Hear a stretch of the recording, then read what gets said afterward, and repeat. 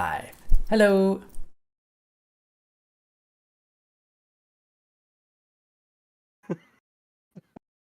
How's it going? Hey. Hi. Welcome. I didn't really get to ask you how you were doing today, Joe. You Not did. up You in some asked kind me of. in the text. I I said I'm know. doing fantastic. I know. I saw that. I was like in the text I did, but I didn't ask you like voice to voice, face to face. So I want to hear it from your face this time. Show it to me. How you doing, Fantastic. All I'm right. great. Cool.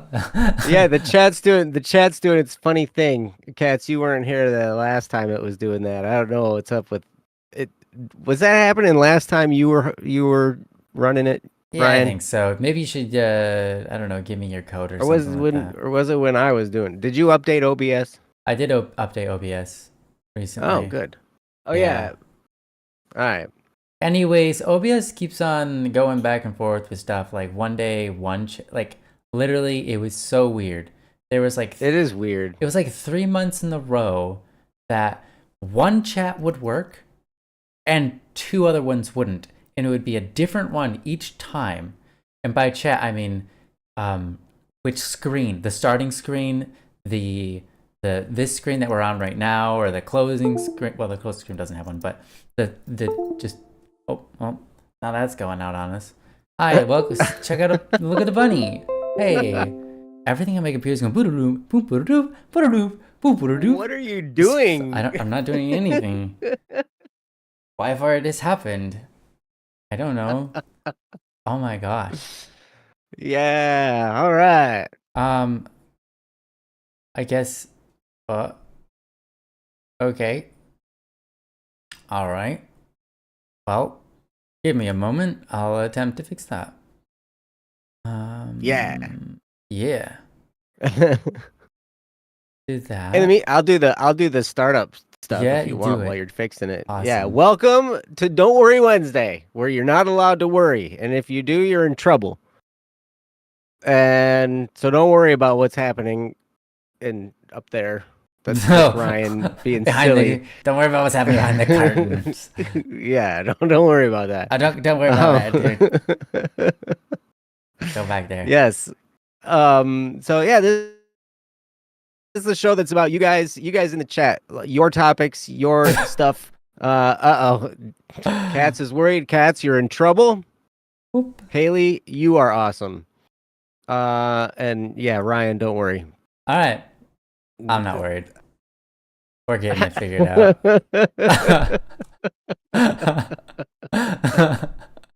Oh my gosh. That was great. There we are. Oh, we did it. Actually, Cats, apparently you're raried. Raried. Mm-hmm. Yeah. Great job, Joe. Do you want me to continue? Yeah, go ahead. You're the host, so yeah. Yeah, all right. I'll continue where you left off. Cats, you're not allowed to worry.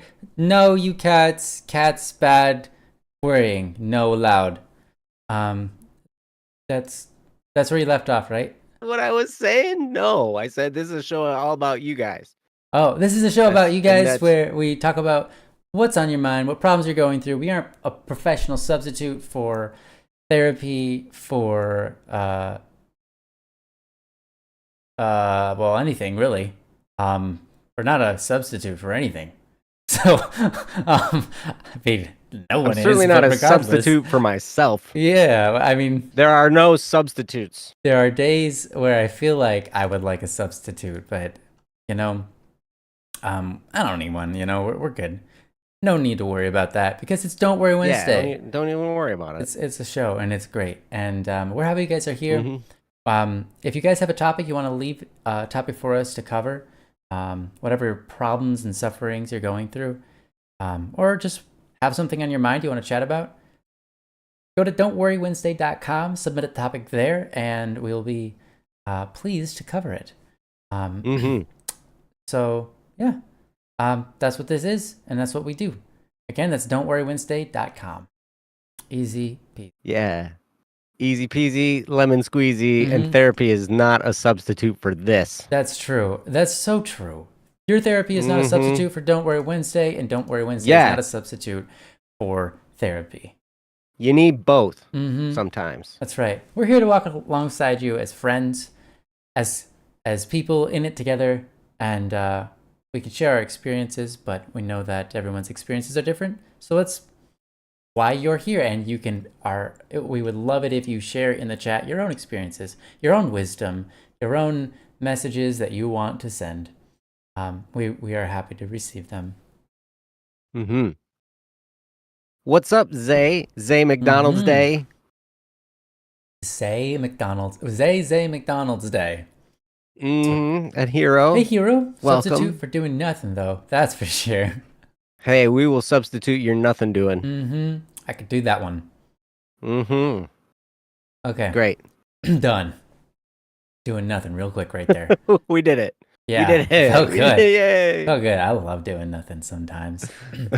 Sometimes I don't, but sometimes I just love, I'm like, I just want to do nothing. Is that all right? And my mom was like, that's okay. You can do nothing. I'm like, all right. Be right back. I'm going to go do nothing. It's good. So, yeah. I'm working on 1 hour of sleep. And 1 hour. 1 hour. I went to bed at I went to bed at 9. Like an hour and a half ago. I went to bed at I went to bed at 9:30, woke up at 10:30, and then we jumped on this call. No, that's not right. I went to bed at 9. No, it was whatever. It's close enough. An hour of sleep is where I'm at, and I'm ready to go. It's gonna be great. Yeah, man. Yeah. Ready. You said you had a topic you wrote up yesterday, but it was too long, so I'm currently in the process of trying to cut it down. Oh man, I'm sorry about that, Hero. That must be a really long topic. Yeah, you must have a lot of details to include. Was it the website that wasn't allowing it? Because I don't know what our limit is on the website, but it's pretty long. Mm-hmm. But there is a limit, so. Okay. Yeah. I don't know what the limit is. I don't know what it is. Yeah. Yeah, I think you ran out of characters. Yeah. Okay. Well, you could just take a couple You're of characters character. out. Maybe remove, like, I don't know, if you've got someone by the name of John, or if you have a character by the name of Sue, you could leave those ones out. Yeah. They're not needed. We can get it. There's too many. There's too many of those characters in the world anyway. Yeah. How many Johns and Sues are there? Well, there's a lot more Johns than Sues. Yeah, probably. Yeah. Although, I mean, it's a hard argument because there's too many Joes. California runs off of Sues. Well, suing people, anyways. Oh, yes. And that never stops. So there's a lot of suing out there. A lot of sue. All the characters are important to the story. I mean, topic. Yeah, fair enough. Filler words aren't needed either. Yeah, well, man, I run into that problem too. I'm a little bit long-winded, so I have to figure out how to type something and keep everything that I want to say, because here's the thing. I was having this talk recently with somebody. The one really important mechanic of learning how to talk to people well is learning how to read and speak between the lines. And what that means is adding and receiving fluff, so that your messages or what you say to them isn't just like one straight comment that doesn't include any background information or context, but not even just that. Like, if you say something, it'll come off super rude. So you have to add extra words so that you can get the point across that you do not mean it in a rude way, right? Yeah, so instead of coming across as rude, you come across as passive-aggressive slightly. Yeah, and well, that's way better than rude. Which is better than rude. Because, I mean, I'm sure there's a reason. Someone help me out here. No, because, I mean, you don't have to be passive-aggressive either, right? But, yeah. You're really good at cutting out anything unnecessary in scientific writing. You have so much information to convey that you just densely pack it in without any fluff. So much information. Crunch, crunch, crunch. Yes, it's munch You're right. It does say information. munch. It does so munch information. Mhm. Wow. Well, my dyslexia just fixed it for me. So yeah. True. I'm a writer, Good so I job. get that. Yeah. Yay. Yeah. Uh-huh. Yeah. I'm sorry to point out your guys' misspellings. It's just fun for me. I apologize. I'm in a really weird, saucy mood tonight. Are I you don't in a know what's sauce going mood or on. a sassy mood? Both. A saucy sass. Sassy, Sassy saucy. sauce. I don't know what kind of advice I'm gonna have. It's gonna be weird. All right. Did This disclaimer. is Disclaimer number 2. We're is not this professionals, and Joe's in a weird mood. You're gonna yeah, get. oh It's gonna wow, be a weird show. disclaimer. All right. Joseph is saucy today, guys, and we're gonna be enjoying it. I'm a bit underslept, so today we're gonna have a good episode. It's gonna be one for the books. I'm It might sauced. be the best episode ever because it might be the Ever. episode where we just can't handle anything, and then the Holy Spirit's like, well, guys, shut up. Let me take this, and we'll sound really smart. Yes. Yes. Mm-hmm. But I do have some clothespins. Uh-huh. Oh yeah, you do. Good luck. That. Careful, Good man. luck with those. Yeah, good luck. Be careful. So something's gonna get hurt. Yeah, you have to be real gentle, man. You don't know those things. Can pinch real tight. Yeah. Mm-hmm. I felt them once. Yeah, you gotta be careful. On my nose. They depending hurts. some of them are stronger than others. That's Yeah, for that's sure. true. Mhm. That's true. Haley says it's fine. My mind is too focused on cryo EM tonight. All right, that sounds like a lot of What is brain cryo EM? Cryo emergency medicine? Cryo embryonic? electromagnetics. Oh, cryoelectromagnetics. Uh-huh. Cryo means frozen, I think. Yeah, frozen electromagnetic, or maybe it's Electron microscopy. And she just left out the D. It's like cryo EDM. Electronic dance music. Yeah, essentially it's frozen. But you're not able to dance, so it's just frozen electronic music, right? So it is EDM, but the dance beat is gone because it's frozen. It's just cryo EM, cryo electronic music. Angel be working double time. Yes, that's right. Yeah. Mm-hmm. Dude, my guardian angel, my poor guardian angel, man. I'll tell you what. I feel bad for mine all the time. I'm like, I'm so sorry. Dude, yours has a piece of cake time. Hey, You're like Mr. Holiness. Don't insult my. I'm sure he's working so hard.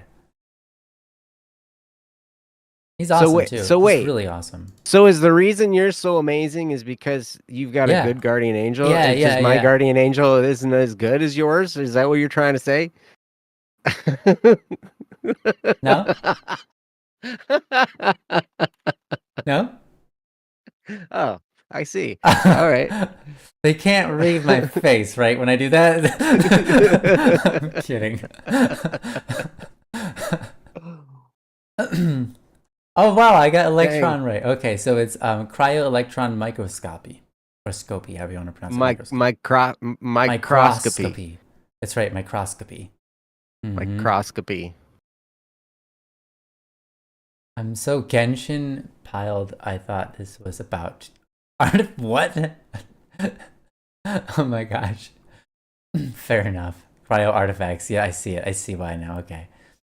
So if you pronounce that microscopy, why don't they call it a microscope? Microscope. Why is it a microscope? Mm-hmm. Why is it not a microscope? It should be microscope. Yeah. Yeah. Okay, I'm going back to college. I'm going to major in medicine. Mm-hmm. And I'm going to call it a microscope. Well, and that's going to... Well, then I'm going to go back to college and major in Europe.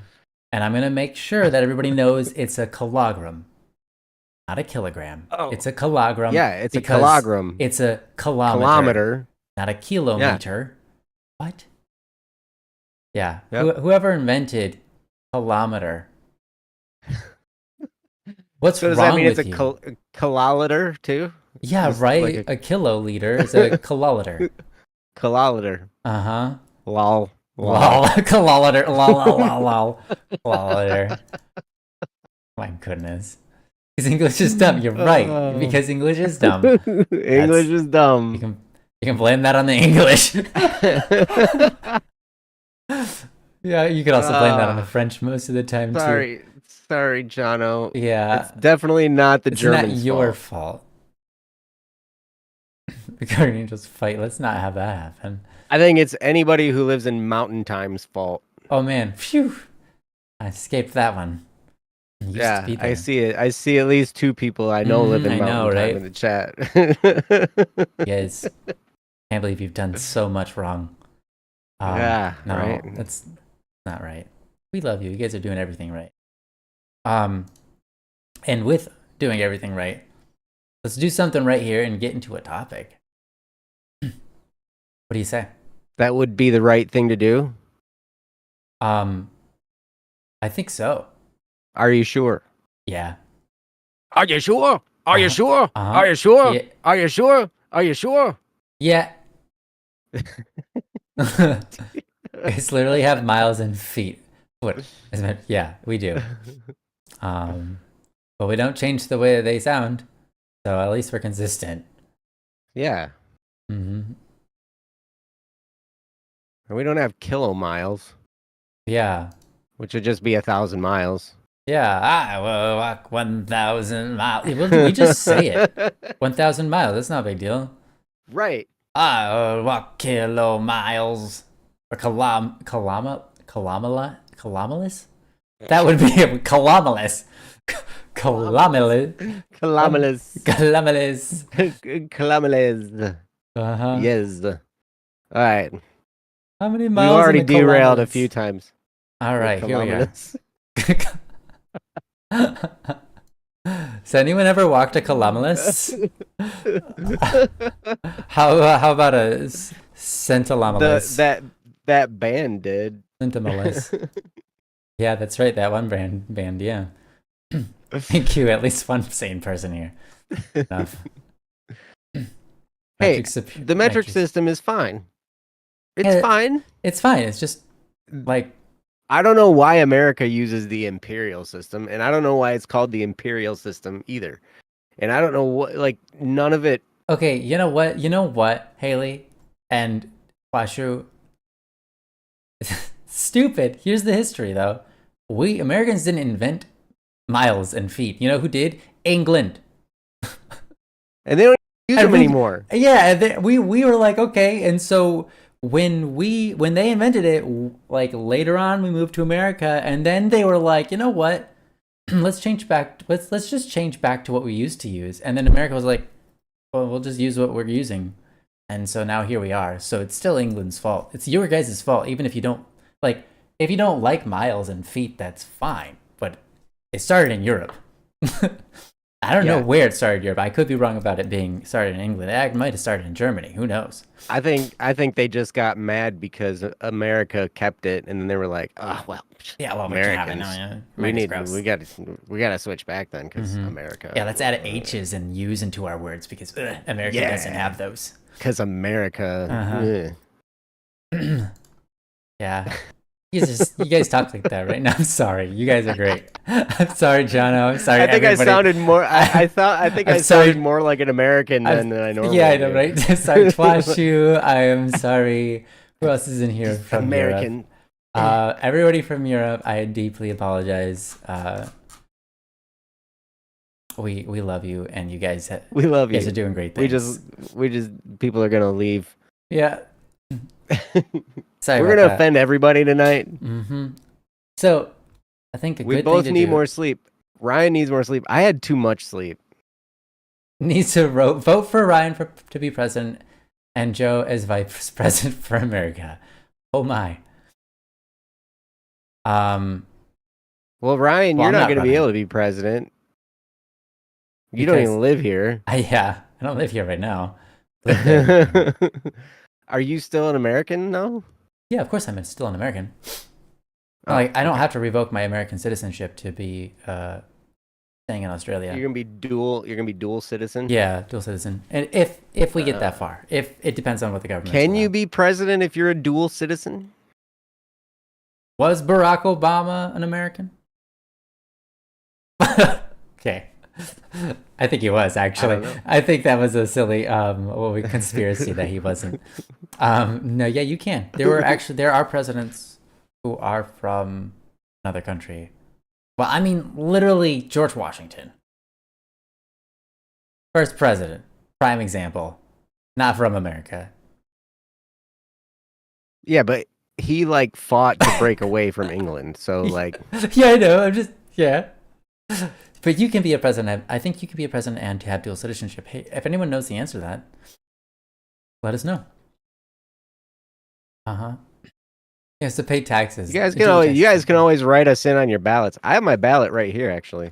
You do have to pay taxes according to place in a weird way, but also kind of don't. It's complicated. We'll get there when we get hearts, there, man. Yeah, thank you for the hearts. I've seen so many. Hearts, you guys are here. I'm gonna start clicking stuff too. Yeah, Yay. me too. My hearts are specifically for all of Europe as an apology for everything I said and I didn't mean. Love you guys. Write myself in. The 100s that I accidentally click on are for all of you guys that are in America because you guys are 100% awesome. 100% awesome. 100%. Okay. So, I've got a topic here. Yeah, let's do a topic. This one's urgent, right? So, I think this is a good one to do. We're doing the urgent one. Let's just start with the urgent one, right? Sure. Why not? Let's just jump right in. Let's get crazy. Yeah, I see. It's a relationship topic. Yes, I see that. It's gonna be crazy night. Do you want to do this one? Or do you want to calm down? Yeah, it's urgent. We're gonna do it. We're doing it, man. Okay. I'm gonna tell it like it is. Yeah, Joe's no holds barred today. So the topic is on the screen if you want to read along with us. It's titled Relationship Neglect. I believe it's anonymous. So it's titled Relationship Neglect, and it reads as the following. Part of me feels a bit neglected in my relationship. Don't get me wrong.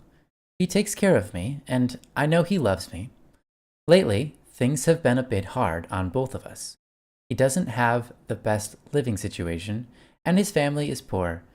So there's been times where he hasn't eaten in a few days. I do my best to support him, but I don't feel like I do enough.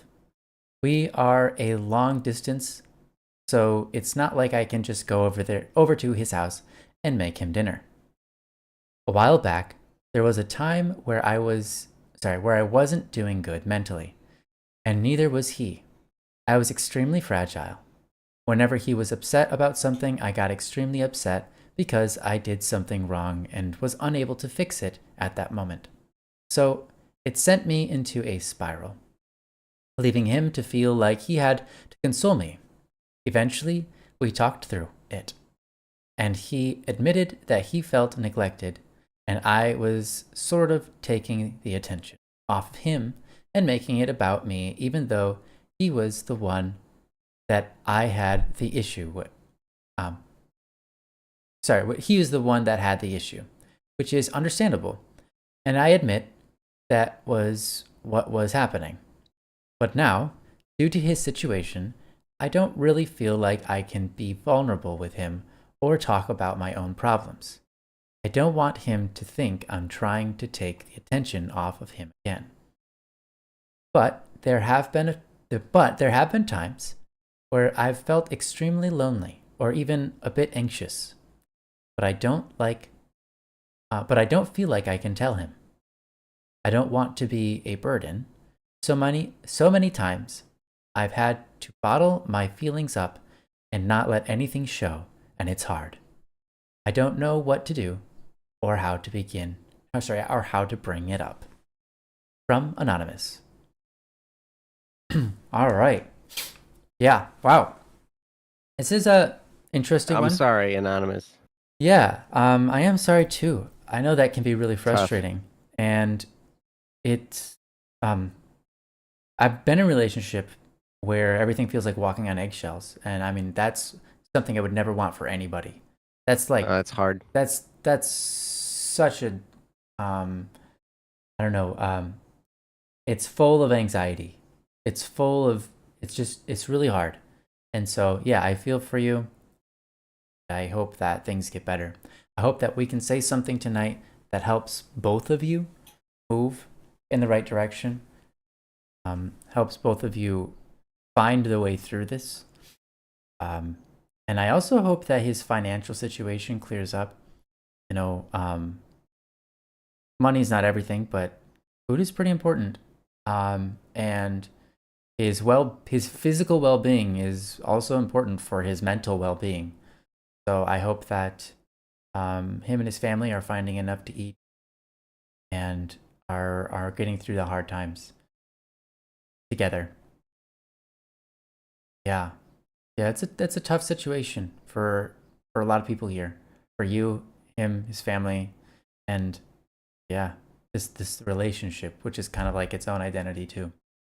I think it's important to share these vulnerabilities, but I get the whole situation you're in and wanting to walk through it mindfully and carefully. Mm-hmm.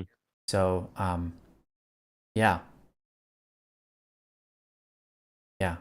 I'm gonna give it over to Joe, and That's dangerous. That's dangerous. it's a little bit dangerous, but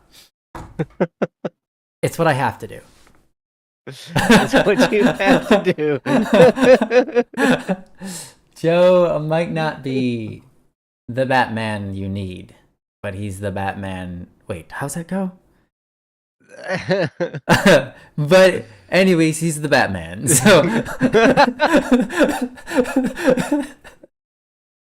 So I think Oh my gosh. No, honestly, Joe doesn't give himself enough credit because he is someone who has taught me how to talk to people and how to have relationships with people, and excelled my growth in that area by a ton, by his presence and how he acts and treats me, and also how I watch him treat others and go through his experience. Now, obviously, Joe had a hard time with his relationship, but that's not exactly anything to do with his lacking. So I think that anything that Joe has to say is completely good, and I'm interested in seeing what he's got to say on this because this is a hard place to be in. It is. And I know Joe has navigated hard things like this before. So I'm going to give it over to him, and you're going to enjoy it. You're going to enjoy it, That's whether it. you like it or not. Whether you like it or not, you will enjoy You're going it. to enjoy it. That's right. All right, there you are, Joe. Oh, perfect. That's All all it right. is. Thank you, Ellie. You're awesome. Thank you, guys. And Anonymous, thank you for the topic, and I apologize in advance. I'm in a weird spot when it comes to romance. I got an email from a priest at a I get emails from all kinds of churches, right? Mm-hmm. Because I'm a member of two, and but I don't usually go to either of them. I go to a different one, and then this email came from another different one where I would go to confession a lot. I bounce around. Yeah. I don't like people talk about having a church family. My church family is like the entire Catholic Church, basically. Like that's good. That's good. Yeah. So anyway, so I got this email, and it was like, okay, we got this cool thing coming up in a couple weeks, and it's this relationship course, right? And like, so singles, anyone from the age of 18 to like 40-ish, whatever, who wants to be in a relationship or is looking toward being married or whatever, you can come and you can learn about like different things that would make or break a good, solid marriage. And, you learn all this stuff about that. And I was like, I'm tempted to just register so I can just go urinate on them all, or something. Oh my gosh, Like, no. Not actually. But like, Pick a different I organ. did think about what's that? Pick a different organ. Like, I don't know. Pick a different Rub organ. a kidney on them or something. Rub my kidney on them. Yeah. I was gonna go throw my entrails at him, and be like, Wow. "Wake up!" Yeah, there's way more Like, dignified ways to, like take off your glove and throw it. You know what I'm saying? sure, as long as it's a metal glove made of metal. Yeah, of course it is. Um, Gauntlet. yeah. So, so I apologize. But anyway, so I'm reading this and I understand you're feeling neglected. Okay, you're in a long distance situation that's difficult enough as it is. Mental instability for both of you, that's also difficult enough as it is. And both of you, even though you're there to support each other, to be romantically involved may not be the most healthy thing for you at this particular time. Because a lot of times what happens if two people are having really big if two people are having mental struggles and they try to support each other, that support kind of falls to the wayside. Now, you can relate to each other, but I think you probably need more than just each other. It sounds to me like you may need to find a counselor, he may need to find a counselor, there may need to be some extra support going on. Right. And if you guys are planning on staying in a relationship, you might want to find some kind of couples counselor or something like that. Because, like, seriously, a lot of times a relationship, if somebody's got some instability, a relationship is really going to have a hard time succeeding. And that's just if one person is having some instability. If both of you are having instability and you're trying to lean on each other and you can't, that's going to be really hard. Now, here's the thing. When we commit to each other in a marriage situation or something like that, then yes, we go for better, for worse, for richer, for poorer, all that blah, blah, blah, blah, blah, blah, blah, right? And I remember saying all those words, and I remember also getting divorced, and I remember, like, feeling like a big old sham and, like, all that stuff, right? It's just crazy. But due to the type of situation you're in here. Okay, so I'll just speak from my own perspective. After going through what I went through romantically, I recognize that before I even imagine getting involved in another type of romantic situation, I need to make sure that I'm solid first. And the person I get with, I would like for them to have gone through that type of thing as well. And so they are also solid with themselves. Because here's the thing. In a relationship, a romantic relationship, we should never need each other. That shouldn't be the thing. To truly love something, we can't need it. Otherwise, if you go back to an old Static P song, there's a difference between true love and addiction. And if you start to be in a relationship with someone because you need them, then you're going down the route toward addiction. You need them. If you can't love them freely without a need for them, then the relationship's going to have a real big struggle. Now, here's the thing. I've seen it happen where people have been able to work through this kind of stuff and come out and still have a strong relationship. I've seen that happen, but it's pretty rare, and both people had to do a lot of individual work on their own without the help of their other person in order to get there. Because seriously, like, I think to myself, okay, so, like, what kind of gift would I be to a spouse when I'm all, like, messed up? Right? Ellie said something very good and said, half and half make a hell, 100% make a whole. And it's true. Because both spouses, both people in a romantic relationship need to be giving 100%. Or else it doesn't work. If somebody's thinking, oh, thinking about what I need out of the relationship and my needs and me and all this kind of stuff. And we're focused on ourselves and we're thinking, I need this from this person. I need this from this person. The more we think about that, the more we undermine the whole thing and destroy it. It has to be a selfless giving of two people to each other. I remember a priest saying one time, I heard a priest talking at a wedding, and he said, or no, he was talking about what he says at a wedding, right? And he was talking about the unity candle, the marriage candle, and he's like, this is such a perfect example because, you know, groom says, you know, I will for forever, for better, for worse, blah, blah, blah, blah, blah, blah, says his vows, and he dies. The bride says her vows, and she dies. And both of them are resurrected as one. That's how marriage is. And in a relationship, that's the natural end of a romantic relationship is marriage, family, et cetera, et cetera, et cetera. That's the reason it exists in nature. The reason we have all these chemical things, like people talk about, you know, oh no, we're just going to combine our stuff legally and we're going to be fine. That's bull honky donk. And the natural order of things, the reason for romance is to bring forth healthy offspring to continue the species. Now, that doesn't always happen. You can't always do it, but that's in the natural order of things.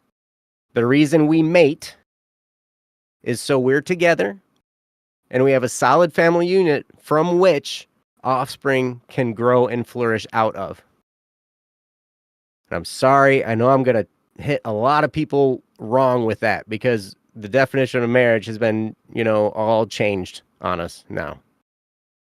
If you go back through nature, that's the natural order of things. So anyway, I know I went through a whole bunch, and Anonymous, I know I don't have a very good bedside manner with this topic, and I apologize. But I want to stress to you, you have some mental instability going on. He has some mental instability going on. And with both of you going through that, yes, it's okay for people to lean on each other and support each other and all that kind of stuff. But to be involved romantically, you're going down a road of an addiction rather than a free love for each other. Because you're going down this road of, I need this person to support me. And if I don't have them, it's going to be a problem.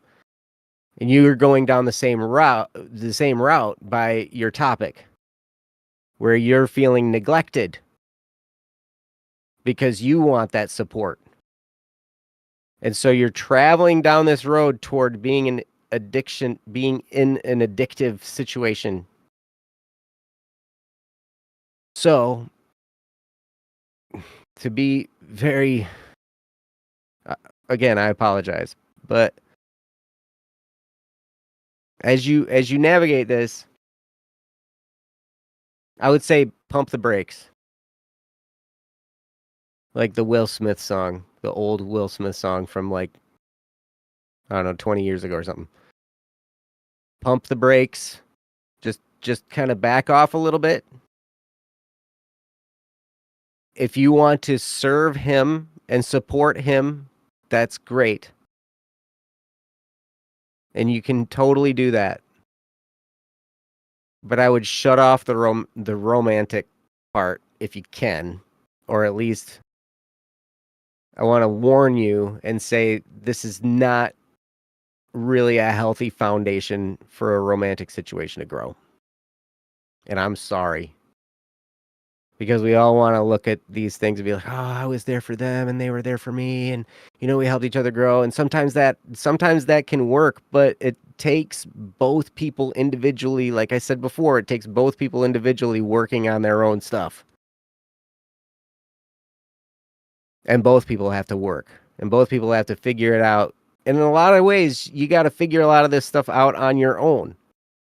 Because it's those quiet moments where we figure this stuff out in. It's those quiet moments of reflection and whatever, where we're learning about ourselves and we're growing ourselves. And That's where we learn about ourselves. That's how we grow. And to depend on another for my identity does me a disservice and it does them a disservice. Both.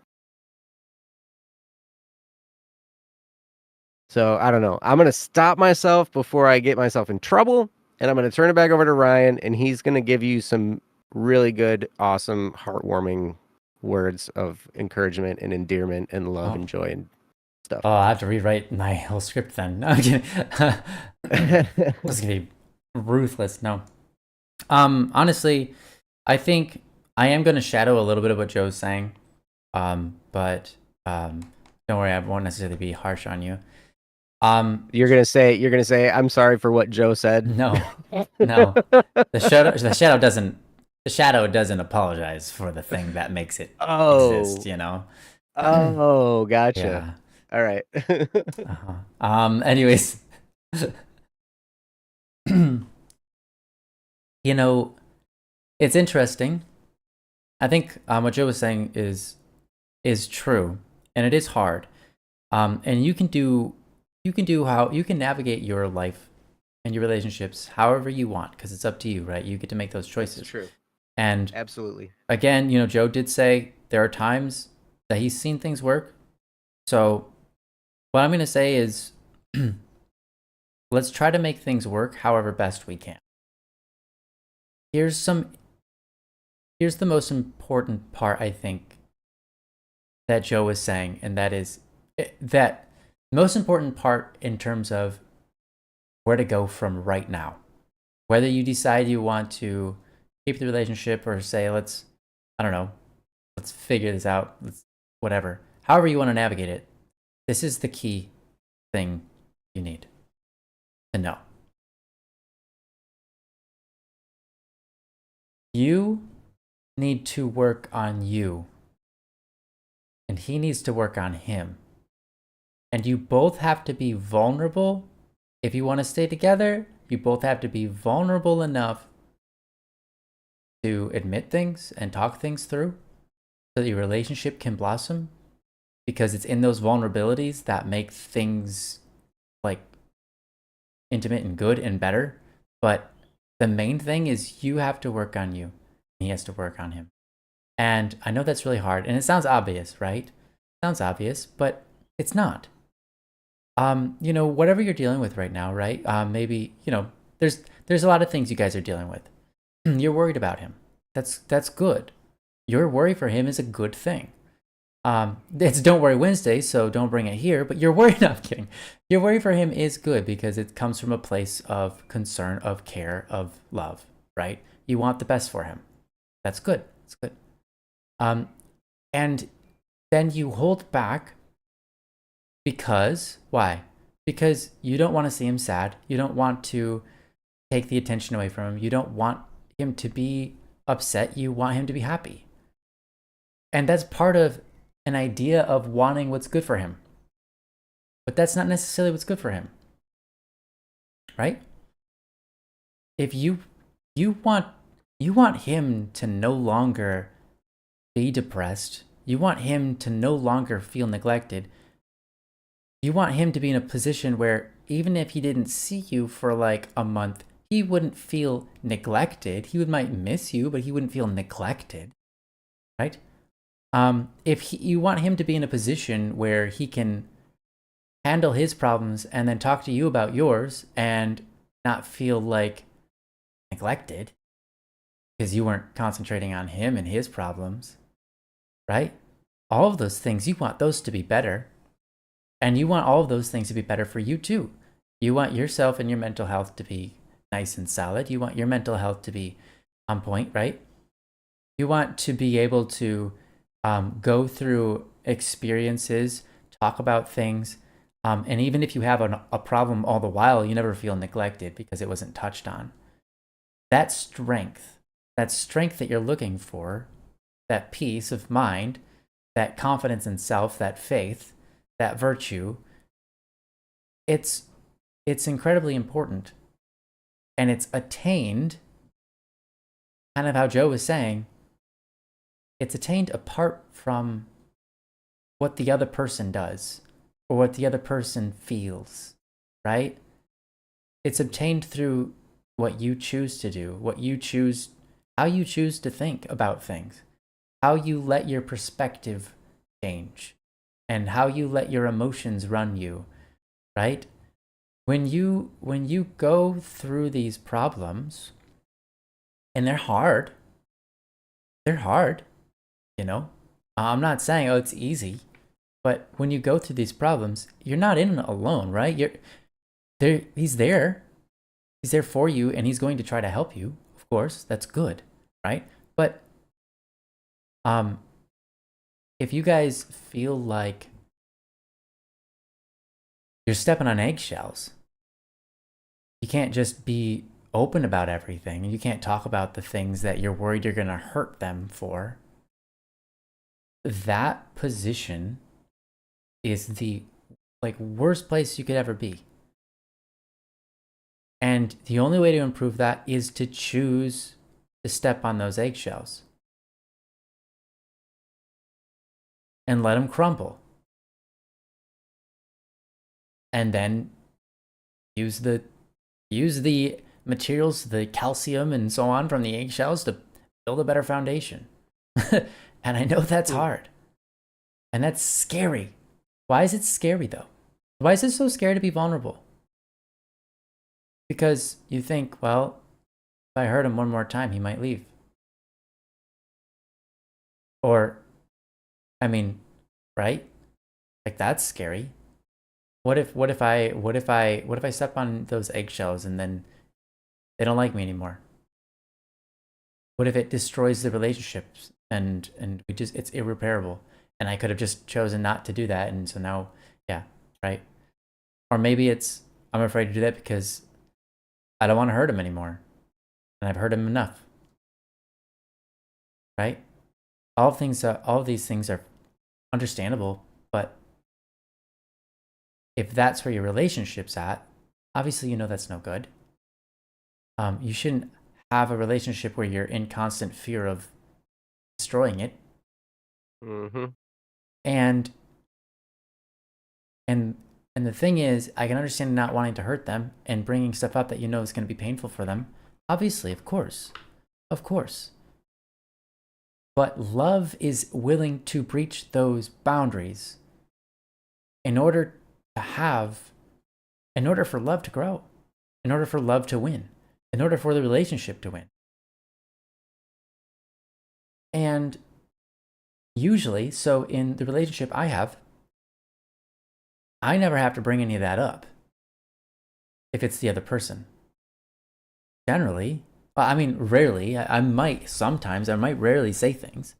I might rarely express how something is not perfect or good, right? Something that should be changed. But generally, as long as I behave and I am my best person who I can be, those things kind of just go away. They are brought up eventually, and it's usually something like, "Hey, I'm sorry that I was this way. I realize that I was being that way, and I'm moving on from it." Right? And my wife is awesome at that. And I do that as well. There are times where I make mistakes. And I bring my mistakes forward. And I'm like, hey, this is what I did, and I feel bad about it. And she's like, I don't even remember that. I'm like, well, I remember. She's like, well, she remembers, but she's like, that was like an hour ago. Were you thinking about that the whole time? I was like, yeah. And she's like, gosh, an hour? Yeah. An hour. It's like, that was an hour ago. You were thinking about that the whole time? Well, dude, it's over. I'm like, what? Well, I was worried, So anyways, we just talk about things, right? To be vulnerable, to be open about everything is beautiful. So but the thing is, you don't get there by relying on them, unfortunately. And fortunately, you get there by building yourself so that you can be the kind of person that influences relationship in the right direction always. And they need to become the kind of person that influences the relationship in the right direction always. And, you know, everything Joe was saying about feeling like you need them or that they improve your sanity and mental well-being and stuff like that. It's, you know, I agree with him on. There are places where I've seen more relationships crumble because two people are mentally unstable and they get together and then they rely on each other because they think that that's helping, and it's just creating more deep-rooted problems that are sort of it's bad, okay? It's bad. And I don't mean to insult you or to run on yours and say, so yours is doomed. I'm not saying that, because they do on occasion come out winning. But that isn't usually or ever a simple and easy path, right? It's a long one, and it's going to be long no matter what, so you might as well do it together, but it isn't one that's not talked about, and then you win. Mm-hmm. It's not one that you guys just let simmer and have all of these problems that are in the background until one day it's like enough has happened and they say something to you and now you feel like, excuse me, what about all this that you did? And what about all this stuff like where I don't get to say these things because you're so sensitive? And then it explodes, right? Mm-hmm. I see that unfortunately happen a lot. Mm-hmm. And the way to avoid that, here's the thing. If you could solve a problem at any, like, pick a point in time. If you can solve a problem, pick a point in time. What are you going to pick? Oh, I want to solve that problem. Oh, let's see. How long do I want to deal with that problem? 15 years? That sounds like a good amount of time of dealing with that problem before I solve. No. You're like, I want to get that problem out of here as fast as possible so my relationship can be on point and be happy the whole time, the whole 15 years going forward from here, rather than having this problem in the background in my mind constantly eating away at me for the next 15 years. No, it's just like, talk about it now. So whenever I have a problem, I bring it up like as soon as I've figured out what it is and I've key pointed it and I've thought about it myself and I'm like, okay, is this a me thing? And that's what I always do first. Is this a me thing? And you know what? 99% of the time, it's a me thing. It's not a them thing. It's like, no, that's a pride issue. I need to get over myself. Let's do that. That's me being pathetic.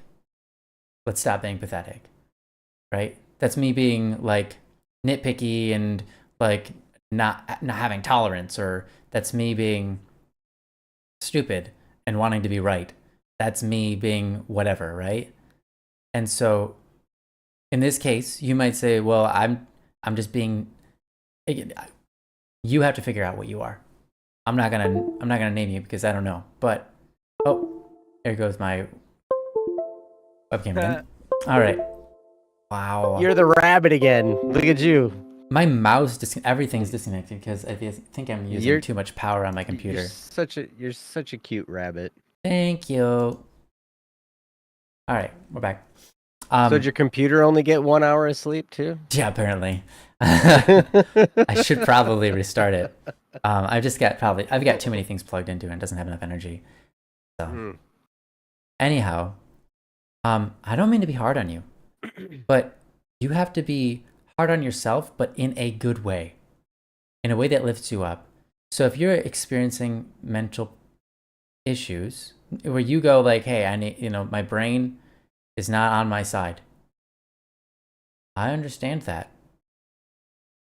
But only you can make you on your side. And that's what you're going to have to do. And only he can make himself in his own mind on his side. And that's what he has to do. Because the problem with your relationship isn't the relationship. The problem with the relationship is that little demon inside your head that's making it bad. That's saying all these me problems and then putting it into your relationship. And him, all of his own problems, it ends up in the relationship. And you know what? That's a beautiful thing. It's an important thing. Because one thing about relationships is it's like one of the most beautiful things about relationship is it can help you grow if you're interested in growing. But you have to be interested in growing first. And you have to start living that life, and then your relationship will maximize it. Okay? Because in a relationship, you can mess up, and at the end, if it's a good relationship, they love you either way, and they're willing to support you and pick you up where you've fallen and help teach you, or help you if they can't teach you, figure it out together, or at least be a wall you can bounce stuff off of, you know? To be able to be vulnerable with someone is really helpful, because then you can talk about any issue, no matter what it is.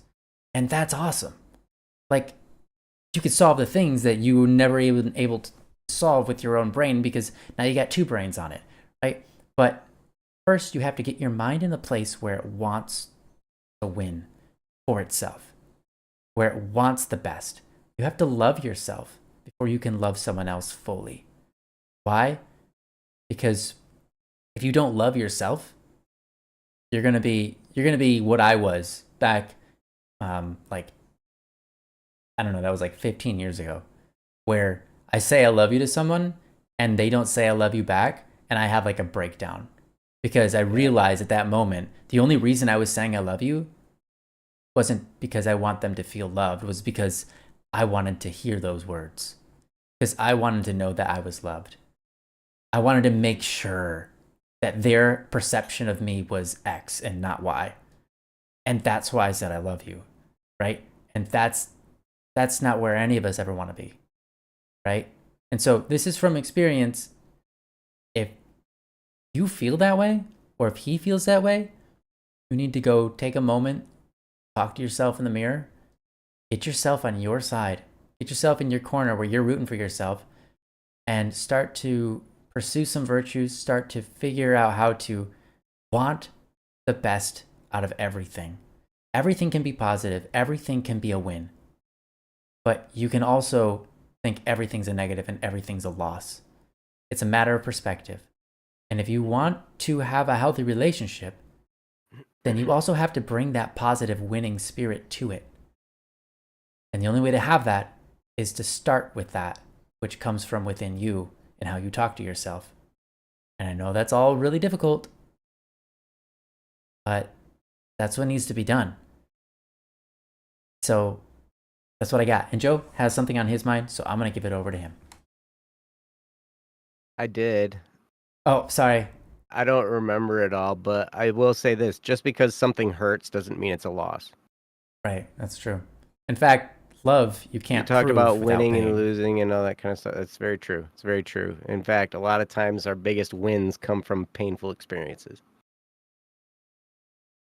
So just because something is hurting doesn't mean it's a loss. And not only that, but Ryan talked a little bit about, relationship being a great place for growth.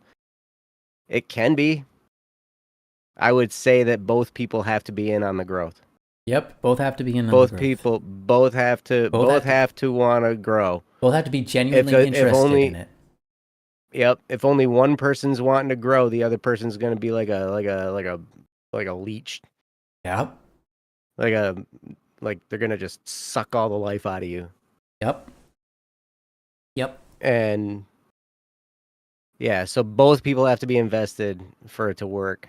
And that's the part that's hard, because you can't control it is, because we can't exactly. We can't control any other person except for ourselves. And a lot of times we have a hard enough time controlling ourselves. Yeah. This is why confession exists.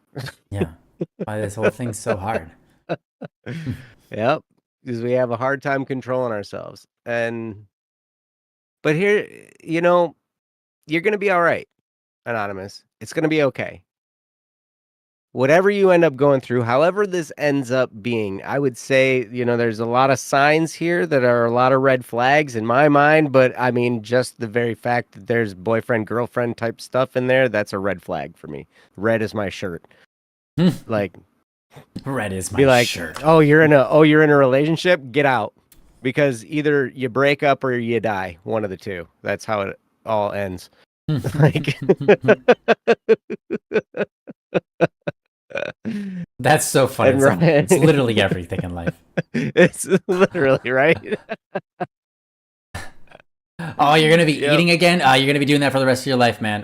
You're either gonna be Either eating or you're stop gonna die. now, One of the either two, stop man. now or die eventually doing it anyways. Look, if we were born to be eating, we would have been born. Wait, if we were meant to eat, we would have been born eating, right? If we were meant to be in a relationship, we'd have been We were born just that way. receiving it. We were just receiving it in our umbilical cord. So anyway, Well, we could say that anonymous about oxygen. Well, yeah, no, you do get oxygen through the umbilical cord. Yeah, So, if I was supposed to get, if I was supposed to breathe if I was air, supposed to I'd be have been breathing, I would have been born breathing. No, they gotta spank that into me, huh? Yeah, right. Like, yeah. Anyways, sorry. Excuse me, anonymous. You're gonna be okay. Here's one of the things to I learned a little snippet just recently about myself and about depression and about a lot of what causes some of this stuff. Now, one of the things that makes us mentally unstable, one of the things that makes us depressed, one of the things that causes a lot of fear and anxiety and stuff in our lives is because we tend to take things too personally. And I learned this, and I'm like, wait a second, I take things too personally all the time. And it creates all kinds of havoc in my life. Mm-hmm. And so, and what happens is then we turn our focus onto ourselves in a negative manner. And in a negative manner, and then that spirals us down into depression. Mm-hmm. And it's because we're taking all these things personally. So if you're taking some of these things personally because, you know, you're feeling neglected, that's something to examine. If he's taking it personally that you want his support, and so then you're turning the attention onto you instead of him, that's also an issue that needs to be examined. Because both of those, like when we take things too personally, then we tend to create problems for ourselves. So I don't know. Again, anonymous, whatever happens, you're going to be okay. You're going to survive. People have survived all kinds of relational stuff in their lives. It doesn't make it any easier. And I'm sorry. I wish I had magic words to make it all better. I wish I had magic words that you could fix everything, you know, and that you'd be able to just like, you know, strike the water with your stick and then it'd be fine, you know, and everything would be great or whatever. And I wish I had magic words for you. But unfortunately, I don't. And you're rolling into something that's very complex and difficult. You're already there. And it's going to be that way either for a while you two heal together and figure yourselves out together, or it's going to be hard when you guys part and go separate ways. That either way, it's going to be a lot of work. It's going to be hard. It's probably going to hurt. And I'm very sorry. But here's the glimmer of hope. Whatever you go through in this has the potential to build you considerably. Mm-hmm. This is a real struggle. This is a real challenge. And real challenges bring forth the fruit of self-growth, the fruit of being able to withstand things as you grow and heal. Now, you got to go through the healing process to get there. Because I know some people who go through some things and then they're weaker afterward and then they never heal really. They just kind of keep a chip on their shoulder and all that kind of stuff. Now, here's the thing. I'm still dealing with relationship issues. And I'm still bitter about it. which means I'm not through the woods yet. That's okay. I'm a lot farther than I was before. But it's a matter of I notice that I'm growing. I notice that I'm gaining new insight. I notice that I'm learning about myself more. I'm gaining more self-confidence. I'm gaining more personal growth and wisdom every day in the struggle of a post-divorce situation.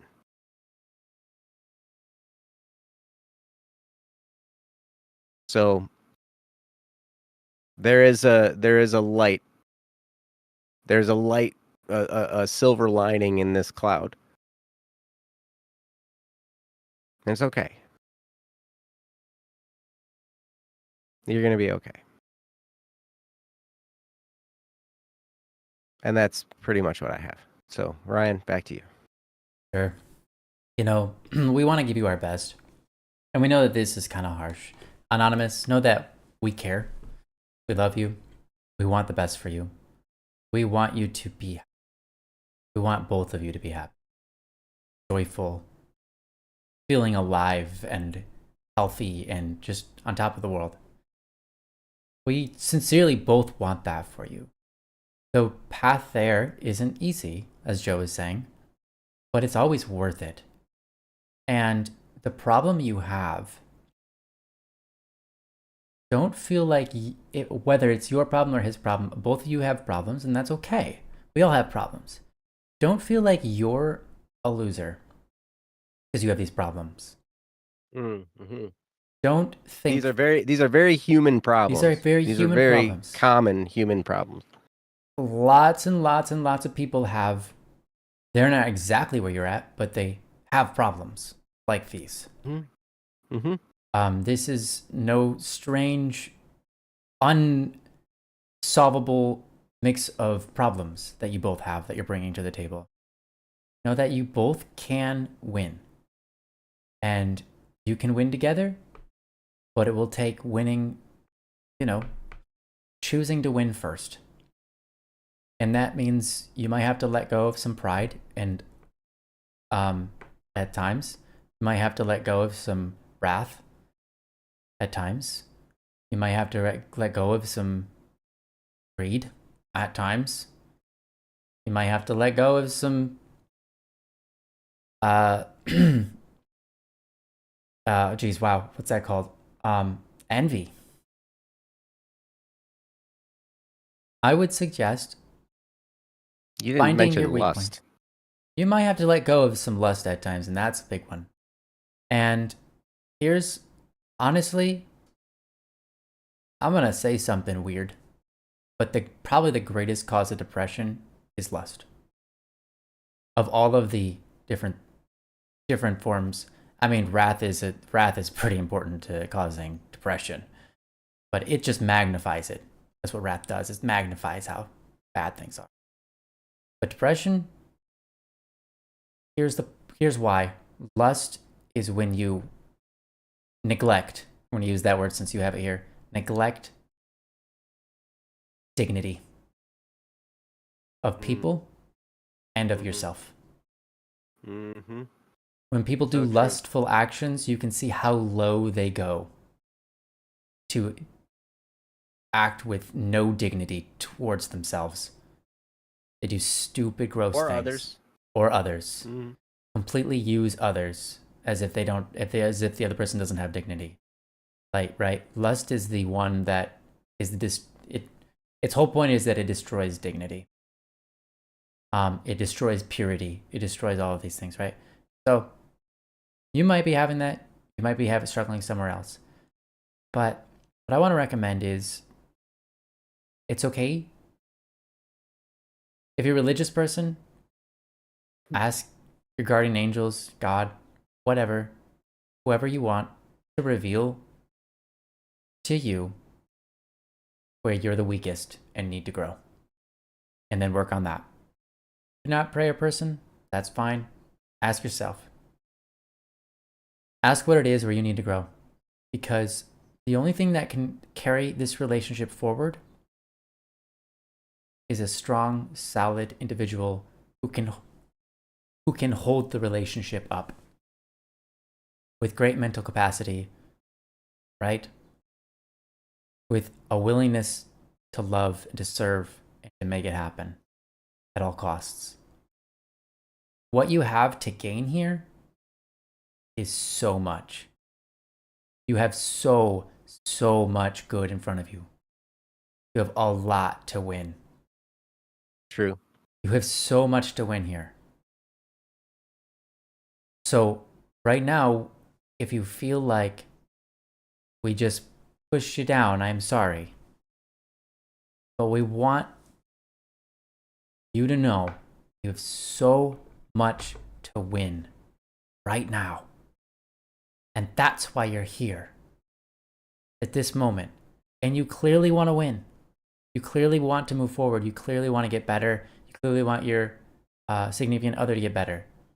You want to be winning at this relationship thing. Want it to be good. Want it to be a beautiful thing. And that's why you posted here, right? That's why you came into the submitted topic, which we really appreciate. And we really appreciate you and that you're trying. It's not like we think that you're not trying all these things that we're saying. We recognize you probably are. Keep trying. Keep going. You have a lot to win. And it's worth winning. It's good to win. This is something that's worth it. Why? Because love is always worth it. Even if difficult. Because when love wins, you win. Love doesn't always win. Not at first. Ultimately, it does. It always wins in the end. It might not look like it's winning every battle, but in the end, it always wins.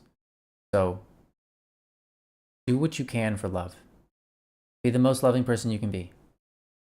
And that means not just loving him and putting yourself aside at times for him, but also loving yourself and putting yourself aside for yourself. There are times where we need to put ourselves aside for ourselves. Like, I'm just being selfish. Or, I don't need to feel that way about this issue. I should just let it go. Or anything. So, I want to instill into you that this is worth it. It's a battle you're going to have to face now or later. Or live your rest of your life in this in a spot where you don't want to be, and that's why you're here. Right? So pick up the torch, shine some light, and show both you and him the way to being the best person you could possibly be. And I think you'll find if you can do a little bit of that, you'll find victory one way or another. Because a better you is what this world needs. And it's what you need. And it's not that we're saying that you're broken more than the rest of us. We just all need to grow. We all need to solve our problems. We all need to confront our problems. So what you're talking about, you're like, oh, I've got this problem. Good. We all have those. Don't feel like like you're a loser. Don't feel like, oh, it's just me who doesn't know how to solve problems. Oh, I have bad relationship skills or whatever. We all have problems. We just all have to choose to face them and not run away. We don't want to live a life of avoidance problems because then we never actually win anything. And so basically all we're doing here is telling you, hey, you've got a problem that you already pointed out. You already pointed out that you have a problem. We're just coming and be like, yeah, you got a problem. And we're emphasizing it because we want you to see in yourself the root of that problem so you can start rooting it out.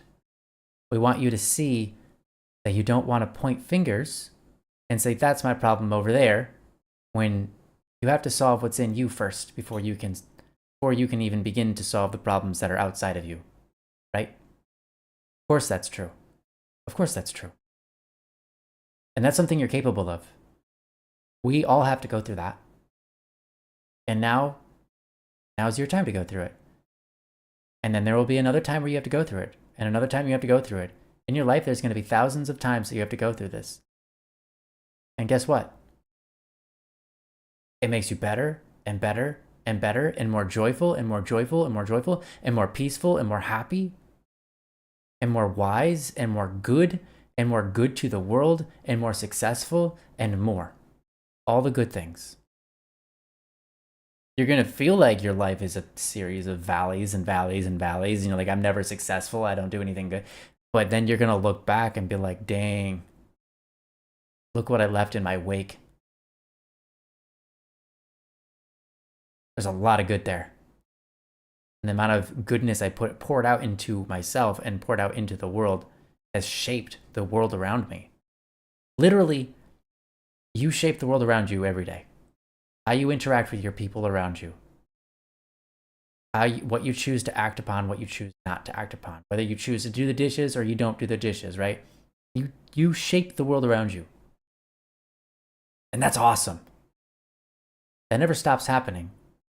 And so it's really awesome when you run into these problems and you see them, because you do, which is awesome. That's why you brought them here. You know what they are. You gotta figure out what the root of them is. You see them, and when you conquer them, you've left, it's cool, it's amazing. It's like a miracle, because here's something that's a wound. Here's something that's wrong with the world. Here's something that's bad, right? And you make it better than it could have ever have been if it never had been bad at all. Because now you've had the participation of acting good and holy, beautiful things into the world. And you become that kind of person, and you grow from it. And that's amazing. It's like when it's as if someone had a broken bone and someone came to heal it, but instead of just restoring to its state, for some reason when they healed it, it's become better than it ever could have been if it never had been broken in the first, right? And that's what this problem is that you're facing right now. This problem is good, but you have to encounter it with good intentions, not selfish intentions. You have to encounter it with good intentions, not prideful intentions. You have to encounter it with good intentions. Not, I wanna win it at all costs, or I want this to be equal where I get my time and he gets his, or I wanna, whatever. I wanna be seen this way, or I wanna, blah, blah, blah. You just sacrifice some of that, whatever it is. And I'm not saying this is what you are. I'm just saying whatever is in your mind is holding you back from winning. Whatever's in your mind that's hurting, whatever is in your mind that's evil and wants to win, sacrifice it. Give it up. Say, that part of me is being selfish and it doesn't need to win. And if it does win, it destroys me. So I want good applied here. I'm going to start acting good. I'm going to import that right here. And if you can live your life that way, I mean, honestly, you've solved life. That's the solution to life. Like, because what is life for? I mean, there's a lot of great things you could say there. But as a Catholic, one of the most important things, what life is about, is becoming a saint. And I think that we all kind of agree with that in a different way. Wait, I thought life was all about keeping score. Oh no! I thought about like remembering every time someone hurt you. No, in the end, none of that matters, right?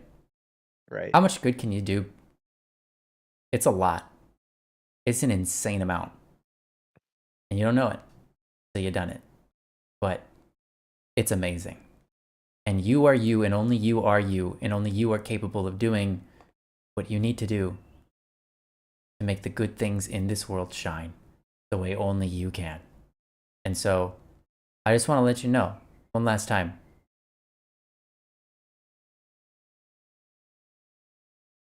This problem is a good thing. We all go through this. And we all continue to go through this time and time again. It's just another problem. It's just another one of those things that you have to insert goodness into. You do that in the right places, you're going to win. You're going to come out ahead one way or another. It might be painful, but you're going to win. It's going to be beautiful, and you have a lot to win. You have a lot. You have a whole relationship in front of you right now. And you have the good of his well-being and the good of your well-being and their family and the people that he impacts and the people that you impact. So much good in front of you. I have faith in you because there's no reason not to. I've seen myself. I've seen other people. We all have problems and we all have a chance to do good in them. That's why they exist. So take it on. Problem's just like, oh, something's not right. And then you fix it. Right? It's not simple, but it's doable. It's a problem because it is solvable. There is a solution. It might take time, but you'll get there. And you're going to be awesome. So that's what I got to say. And I know it's kind of weird, but that's what it is. And you are so greatly loved. Ryan. Yeah. You're greatly loved, Anonymous. Did you have anything else you wanted to finish off on? Nope. Awesome. Thank you so much, Anonymous. Thank you for this topic. And sorry if we were so hard on you. It's a bit of a somber topic, so we wanted to address it with seriousness. Mm-hmm. Yeah. I'm sorry that we had to be so hard on you, or we didn't have to be. I'm sorry that we were hard on you, but it's a serious thing that you're wrapped up in here, and we sincerely want the best for you. Yeah, and that's why we have to sometimes have to be hard on someone, because we these are the facts, and this is what we know, and this is what we can share, and it doesn't sound pretty, but it's important that you know, because we want the best for you. That's just all we can give. Yeah. And status quo is a non it's not sustainable here. Like the way it's going right now, it's not sustainable. So something needs to change. Mm-hmm. Yeah, and I think you know that, Anonymous. Yeah, they wouldn't come here. Yeah, they came here knowing that, I think. Right. And the change, no matter what direction you go in, it's probably going to be it's not going to be fun. But it could either be not fun for a little bit, or it could be not fun for a really, really, really, really, really long time. Yeah. Trying to catch up on chat. Yeah, Monotherin had some stuff in here. Yeah, I noticed that. Yeah, I see that. And I think their topic might have gotten resolved by the chat. If it did, I saw that. Awesome. I was like, yeah, because chat, you guys are so amazing. Yeah, Monotherin, how you holding Hero, up? Rising Dawn. Sorry about that. Try to click somewhere. What happened? I tried to click on something and I accidentally clicked on my video and it made it go big. Oh yeah. Ryan, big brain, big face. Yeah, big face. Maybe not a big brain, but a big face. That's so funny. I'm gonna go ahead and mark this one as answered today. And all right. Anonymous, we love you. Yeah, we do. We do love you, and we want the best for you. And we hope that our conversation was useful, at least in even just the smallest possible way. Mm-hmm. Yeah. Monotherin, wow. I'll try that and make Keep Eternal. Awesome. Fantastic. Monotherin, you are free to submit a topic if you want, but you definitely don't have to. Sounds like things are going all right in the chat. Thank you guys in chat. You guys are so awesome. The best. The literal best. Literal. Literally. Glitteral. Guttural. Because it's glittery and literal. Glitteral. Wow. I thought it was guttural and literal. Glitter and you got guttural glitter. Does that mean your brain's in the gutter and it's shiny? Yeah.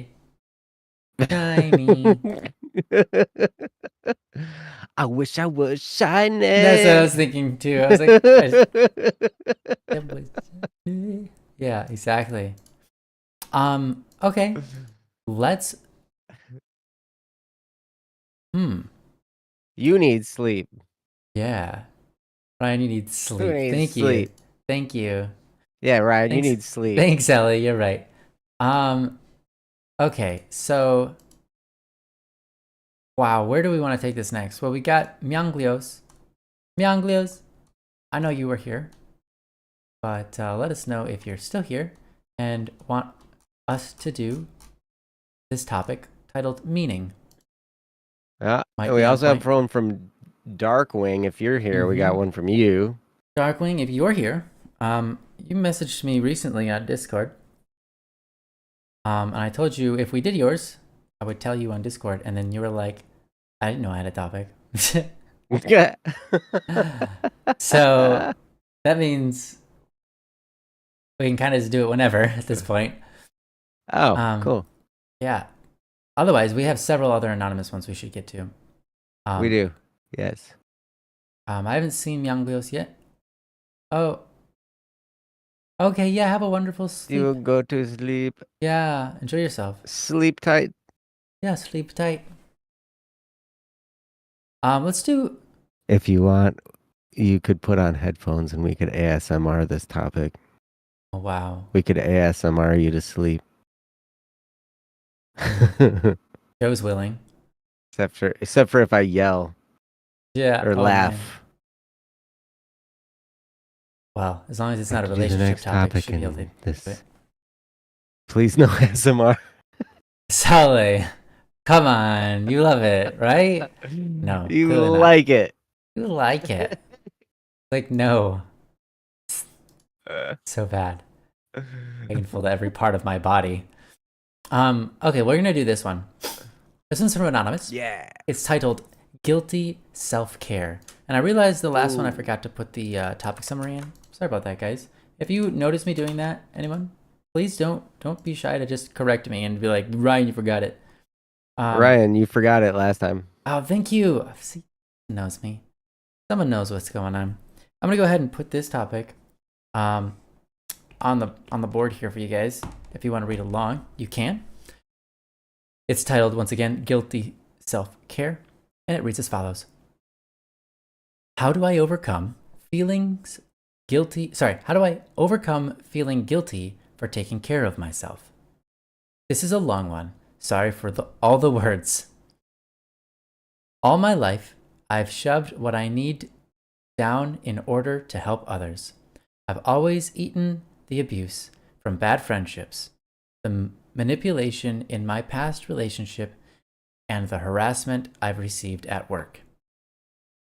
I'm learning that I don't have to take crap from anyone and that it's okay to take care of myself, thanks to some of your advice. But I feel bad every time I do something and stand up for myself. Some people say it's my ADHD and in knowing the feeling of RDS, rejection dysphoria syndrome, and not wanting anyone to go through that pain. And others say I'm a pacifist and a keelover to others. Within the past few days, I've had a breakup with a friend that I've had for 2 years because of the abuse I was facing in the relationship, and now I feel like a horrible sibling for putting my priorities towards myself instead of spending every waking moment with my younger sibling. Did I skip a line? No. Okay, good. I think you're good. Right. It feels like I'm just barely surviving and that I'm liable to just collapse at any moment while fighting to keep myself alive and still be a good person. From Anonymous. All right. Thank you. Thank you, Anonymous. Sorry Yes. if my reading of that was strange. I have a hard time sometimes. Anyways, thank you so much for this topic. This is an interesting one, and I'm proud of you. I'm proud of you for multiple reasons. One, standing up for yourself and giving that an attempt, and recognizing, like, changing and recognizing that you can stand up for yourself, and then, like, actually thinking that's something I can do, and then doing it. That's awesome. Proud of you for that. I'm also proud of you for breaking up with abusive friends. Proud of you. Proud of you for feeling guilty. Even though your guilt might not be well placed, or maybe it is, we'll have to figure that out. But the fact that you have your conscience still operating and that you pay attention to it is important, and I'm proud of you for that. Proud that you listen to your conscience. Our conscience is a machine, and we need to listen to it. So I think that's great. Now we get to talk about guilt. We get to talk about standing up for yourself. Talk about a lot of stuff here. So I'm excited to see what Joe's got to say on all of it. So I'm going to do my best to get out of the way as fast as possible. Joe's yours. You best you can to get out of your way as fast as possible. Man, I'm gonna draw you back in, and you're gonna put the topic back up on the screen. That was. See, I was doing as fast as possible. I told you.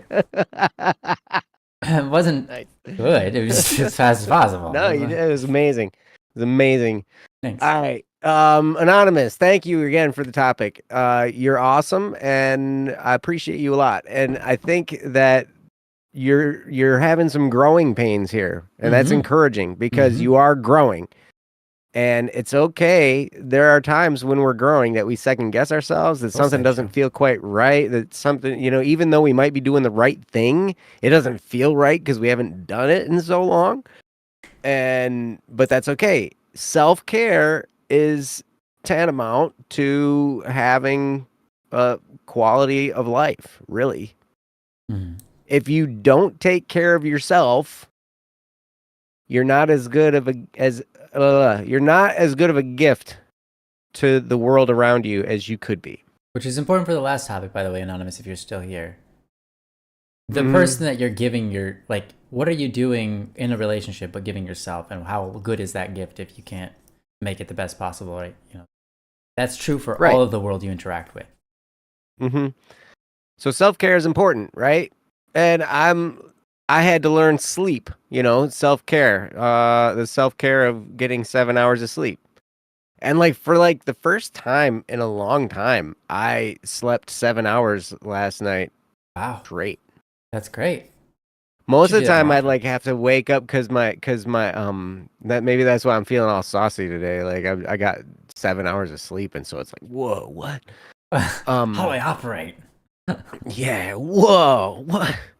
But yeah, eating well, drinking water, taking good care of yourself, doing some kind of exercise on a regular basis, these kinds of things, they're areas that we take care of ourselves, putting forth an effort toward our dreams. That's also self-care because it keeps us, pursuing what it is that we believe our purpose to be, so there's a lot of facets to self-care.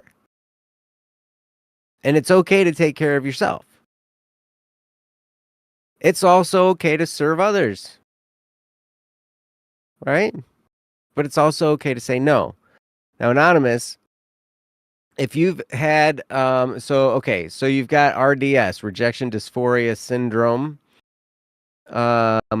which could, having that along with the ADHD, it could turn you could lean toward being a people pleaser at times. And so you want everybody around you to be having a good time, and you want people to like you, and you want it to not be rejected, right? I get that. I understand. But eventually you start to realize life's too short for you to really give a rip what other people think. And if somebody's going to be mad about something that you did, well, I'm sorry. I'm sorry you're mad. Which is totally not an apology.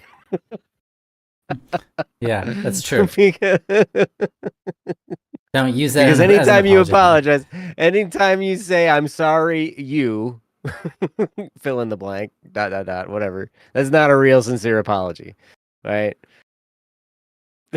So I'm sorry, you look beautiful today. No, still not an apology. It's just nice. that's not an apology. That was a compliment you're That's giving right. somebody. You Yeah. like apologize for interrupting their day or whatever to tell them Yeah. they look lovely, right? Yeah, yeah, It's, yeah. It's still not an apology. it's not an apology. Um, but nice try. Thanks. I'll do You're my gonna best. prove me wrong on that. You're gonna try and make I'm sorry you something I know, right? to make it a legit I'll just let apology. it go and just let it go. I could try One of these hours for days you'll that. figure it out though. One of Yeah, these days I bet you'll I figure bet it you I out and you'll will. call me on it. Mm-hmm. Mhm. Yeah, I will. I'll call you up on your That's phone and be like, dude, check yeah, this out. dude, I figured it out, man. Yeah. Hey, so Hey, like, Snowlock, how's it going, buddy? Um, so yeah, so you're growing and it's not easy. And taking care of yourself is important. You're on the right track. It just probably feels weird because you haven't been on that track recently until recently, right? So, um, let's see, where was it? So there was some stuff in this topic that I was looking at. Okay, putting your priorities toward yourself instead of spending every waking moment with your younger sibling. yeah, I'm sorry, your younger sibling is gonna have to understand that you've got to take care of yourself too. That's one of the things we all have to understand about everybody. And sometimes it's not an easy thing to understand. So if you take it from your younger sibling's perspective, probably you are harder on yourself. You are thinking it's worse than your younger sibling is thinking, right? They're probably not supremely devastated. Wait, what? So you're growing. Side quest complete. What? I'm confused a little bit, Ellie. I'm sorry. Anyway, I'm sure it probably seems to you like it makes your younger sibling feel worse than it actually does. Does that make sense? Did I say that in a sense-making way? I think you got it. I think you got your point across. If you don't feel confident, you can say it again. I don't feel confident that I'll say it any better. Okay. So, you're fine. You're fine. It's okay. And you do need to take care of yourself. Like Ryan said, and like it was so applicable to the last topic as well. If you're going to be good for the world around you, you do have to take care of yourself. So keep it up. And one of the things about learning to take care of yourself is learning how to say no. It's not easy, especially if you've struggled with RDS, rejection dysphoria syndrome. If you've struggled with that, you're probably a little bit hypersensitive to the word no because you don't want to hear it from people. You don't want to feel rejected. And here's the thing, just because somebody says no doesn't mean we have to take it personally. Remember we talked about that in the last topic? Taking things personally creates problems. If somebody says no, it just might not be time for them right now. That's okay. Learn to not take it personally. I remember telling somebody, I was giving somebody some advice at one point in time, and they were struggling with a person in their life that was kind of hounding them a little bit and being a problem, and it was making it hard for them to feel good about themselves, making it hard for them to they it, sometimes depending on how somebody treats you, you get trained to take things personally because everything Mm. they say they mean personally. Hmm.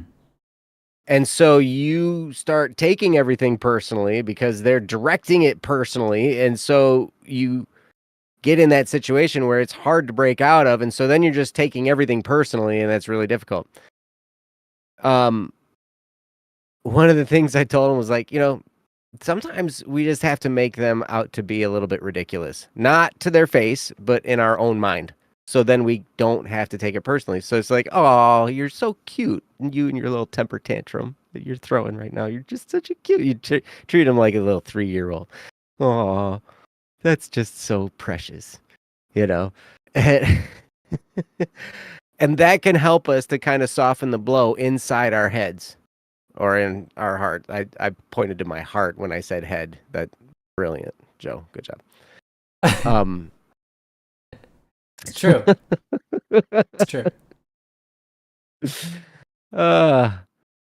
Yes, Ellie, no is the hardest word to say sometimes, but it can be worth saying. Absolutely. Because you don't have time to live everybody's life for them. You don't have time to solve everybody's problem for them. Sometimes we got to figure things out on our own. Sometimes we got to learn to take care of things on our own. And sometimes, we got to learn to take care of ourselves. Right? This topic is about self-care, right? And so if we're taking care of everybody else that's around us, we're depriving them of the opportunity of self-care. Because we're taking care of them for them, right? So yes, self-care is important for you, and it's also important to let other people take care of themselves a little bit too. Right? Right? Now you can empathize with people, you can feel with them, you can support them, you can be their friend, you can enjoy time together. We're communal beings, right? We spend time in community and communion with one another. This is how life is set up. And so we do spend that time, we share that time with each other. But ultimately, we all got to learn to take care of ourselves. We all got to learn to support ourselves in ways, and we all got to take the responsibility to grow ourselves. And so that means you might have time reserved for yourself, and you might have to tell somebody else no. That's okay. It's real hard when you have trouble saying no to somebody and you're inundated with salesmen. Then your checking account's in trouble. Because you have a tough time saying no, and everybody's going to try and sell you something. And everything seems like a good idea. And so then all of a sudden you find yourself buying a whole bunch of stuff, spending a whole bunch of money, and then it puts you in financial jeopardy. These are all things to take into account. Because if you deplete your resources, like if I go and I give money to all the salesmen who come my way, buying all their stuff because I don't want to tell them no, eventually I'm not going to have any money left. And I'm going to have a storage unit full of stuff that I'm not using. You won't be able to say yes to the things you need. Exactly. I won't be able to say yes to when those resources are actually especially needed because I will have depleted them already. And so if you go around depleting all of yourself into other people, you won't have any of yourself left in case somebody really, really needs you. And so that's why this is where temperance, prudence, and learning about, kind of the magnitude of things comes into play. You start to think, okay, is this an emergency? Is this a situation? You start to kind of categorize events in your head. Like, how big of a deal is this? And sometimes you can tell just by the tone of somebody's voice. Sometimes you can't, because some people, everything's a big deal and there's no discernment. Like, everything is 100% an emergency and absolutely urgent. Like, I know people like this, right? Mm-hmm. Like, everything. It could be just the tiniest little, stupidest little dumb thing, but it's absolutely, the world is going to end if you don't handle it for me right now. I've dealt with people like that. and it's very frustrating and it's very exhausting. And then when some true emergency comes along, you don't have any energy left. And so then you're stuck, and then you're really in trouble because it's probably the same person that's been on you, hounding you to do all these little things for them the whole time. Like, oh, you need to trim my big toenail for me. You know, all this, whatever. And then some real emergency happens, and you don't have any more energy. And then now you're in really big trouble because you weren't there at the emergency. So then they go tell all their friends. Oh yeah, look at how bad this person is. Blah blah blah blah blah. And then then you finally go through that enough times, and you're just like, you know what? Who cares what anybody else thinks? Who cares what anybody else says? I don't care. I'm gonna live my life. I've got a purpose. I'm gonna take care of myself. If you have something you want me to help you with, fine. Present it to me. There's a good chance I'll be able to help, but I'm not going out of my way for you anymore. I'm sorry. Whoa, I don't know. I better just stop. Anyway, here's the point. Self-care. Take care of yourself. Learn to say no. Understand. People will take whatever they can out of you sometimes. And when you learn to say no and you learn to take care of yourself, that sets you up to being the best you can be for the world and to pursue your dreams and to pursue the dreams that are going to enrich the world with who you are. So keep on this track. There's no reason to feel guilty for self-care at all. It's not selfish to make yourself better for the world around you and to take care of yourself in order so you have the energy and the resources to be good for the world around you. It's not selfish at all. And no reason to feel guilty. So with that, I'm going to turn it over to Ryan. So Ryan? Yeah. All yours, buddy. Thanks, Joe. That was really great. And to second that last statement, implicit in the definition of selfish is that selfish is when you're taking advantage of somebody, right? And when you love yourself, you're not taking advantage of somebody, right? You could say, well, when you're selfish, sometimes the only person you're taking advantage of is yourself. and But the true advantage is when you're actually loving, because then you actually take advantage in a way that's actually helpful, right? So it's not good to be selfish, but it's good to be loving. Good to love yourself and to work on yourself. And so you're not selfish for working on yourself, right? It's important to compartmentalize and redefine some of these things that you have in your heart and in your brain so that you can know what's right and what's wrong, I suppose you could say. Your guilt is the thing that sets off. It's like, I've done something wrong, you know? So it's important sometimes to sit down and be like, well, have I? Let's talk this out. Let's figure this out. Let's walk through this one step at a time. There are times that you are going to feel guilty and you're like, why do I feel guilty? And like, you can't figure it out. And then hours later, you're like, oh my gosh, it was that.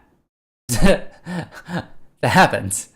And there are times where you're going to feel guilty and you're going to talk to yourself about it. And you're going to be like, yeah, I know exactly what I did. And is feeling guilty for this moving me forward in life and making me a better person? Or is this guilt there to destroy me? Is it a self-destruction mechanism inside me that's built up over time? Because that exists. You know, I've said many times, I'll continue to say it, and Anonymous, you probably heard this before, but guilt is a good thing, but it has to be used for good. It's just like many other emotions. You can be angry, and you can do a lot of good things with your anger. Anger is when you look at something, you're like, that's not right, and you step up, and you say, and you make it right. You can do that in anger. You know, like you see someone pushing someone else around, that might make you angry. And then so you go resolve it. That's a good thing to do. That's being a hero, right? Anger can be used for good. It can also be used for bad. Right? Emotion or guilt is an emotion just the same. I think it's one of the more unique emotions, but it's a special kind of emotion. And when you feel guilt, you can let it destroy you.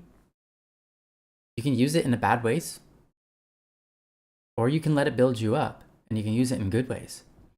Here's the thing. If you feel guilty about something and you figure out that's not something I should be guilty for or feel guilty for, that's something I've been made to feel guilty for because of how other people have taught me in my past, or have made me feel guilty and like backhanded me and guilt tripped me on some of these issues that I'm trying to get better at. So now I feel guilty because of those, right? That could happen. And it probably has happened. And it probably is happening to you. Here's the thing. You can thank your guilt once again. Why? Because it has pointed out something that is a flaw in your foundation of the way you see the world and of what you think is wrong and right. Guilt is the operator which helps navigate wrong from right. It's the emotion that's tied to that. So when you feel guilty and you are confronted with, well, you know what, in the end, I think someone trained me to think that way, and that's not necessarily a bad thing. And so I shouldn't feel guilty for that just because how other people have guilt tripped me about it in the past, right? So I shouldn't feel guilty about it.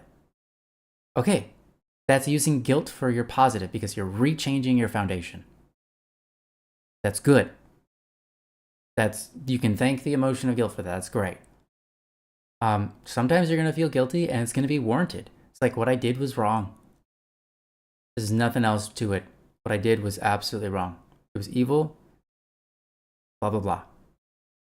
Good. Feel that. Doesn't feel good. Right? It's there to tell you, hey, we know wrong from right, and it's this. Or we think we know wrong from right, it's this. Use it for the positive. How do you use guilt for the positive in that measure? You go, okay, I'm going to be a better person from now on. No point in sitting around doing nothing. I'm going to get up, get on my feet, see what actions I can take to improve this, whatever I've done wrong, if I can make right, if I can at least attempt to help cure some of those wounds right now, I'm going to do it. And from now on, I'm going to definitely try hard not to do that. And you know what? Sometimes you might be feeling guilty for the same thing over and over and over again, and that's just how we are sometimes.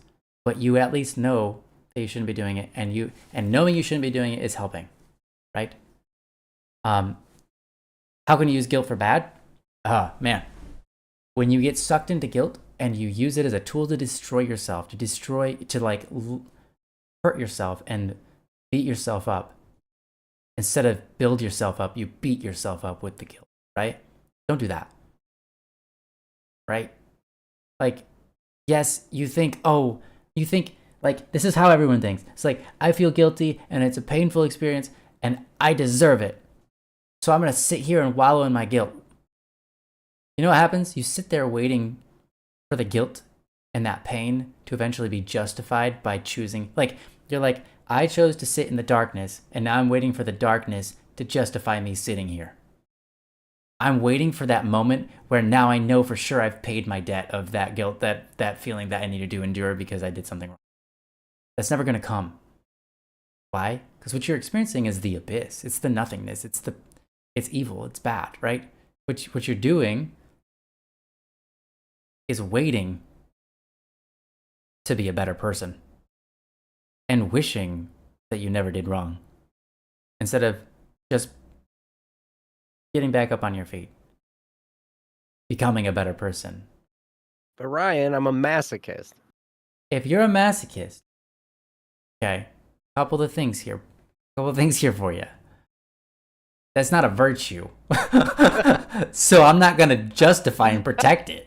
I'm not going to be like, all right, here's what you want to do if you're a masochist. No, like if you're a masochist, then that's probably not helpful. Learn how to stop it. That's something you should feel guilty for potentially, and maybe you should start working on that. Like, no, but the sitting there in the dark and being like, okay, I've now paid my part, like that's something a masochist would do. Well, you never right? can pay it. That's the problem. You sit there forever. That's true. You're always in that. Yeah, but if you're a masochist, you're like, but I enjoy being here. And it's like, well, that's I know this is weird, but that's lust, man. That's self-deprecation. That's indignified. You don't just Like the best version of you is not you sitting there, even if you feel happy and joyful being there. That's not the best version of you. So it's better to move on. Even if something is enjoyable and pleasurable, it doesn't necessarily mean it's good, right? We know that. We've learned that.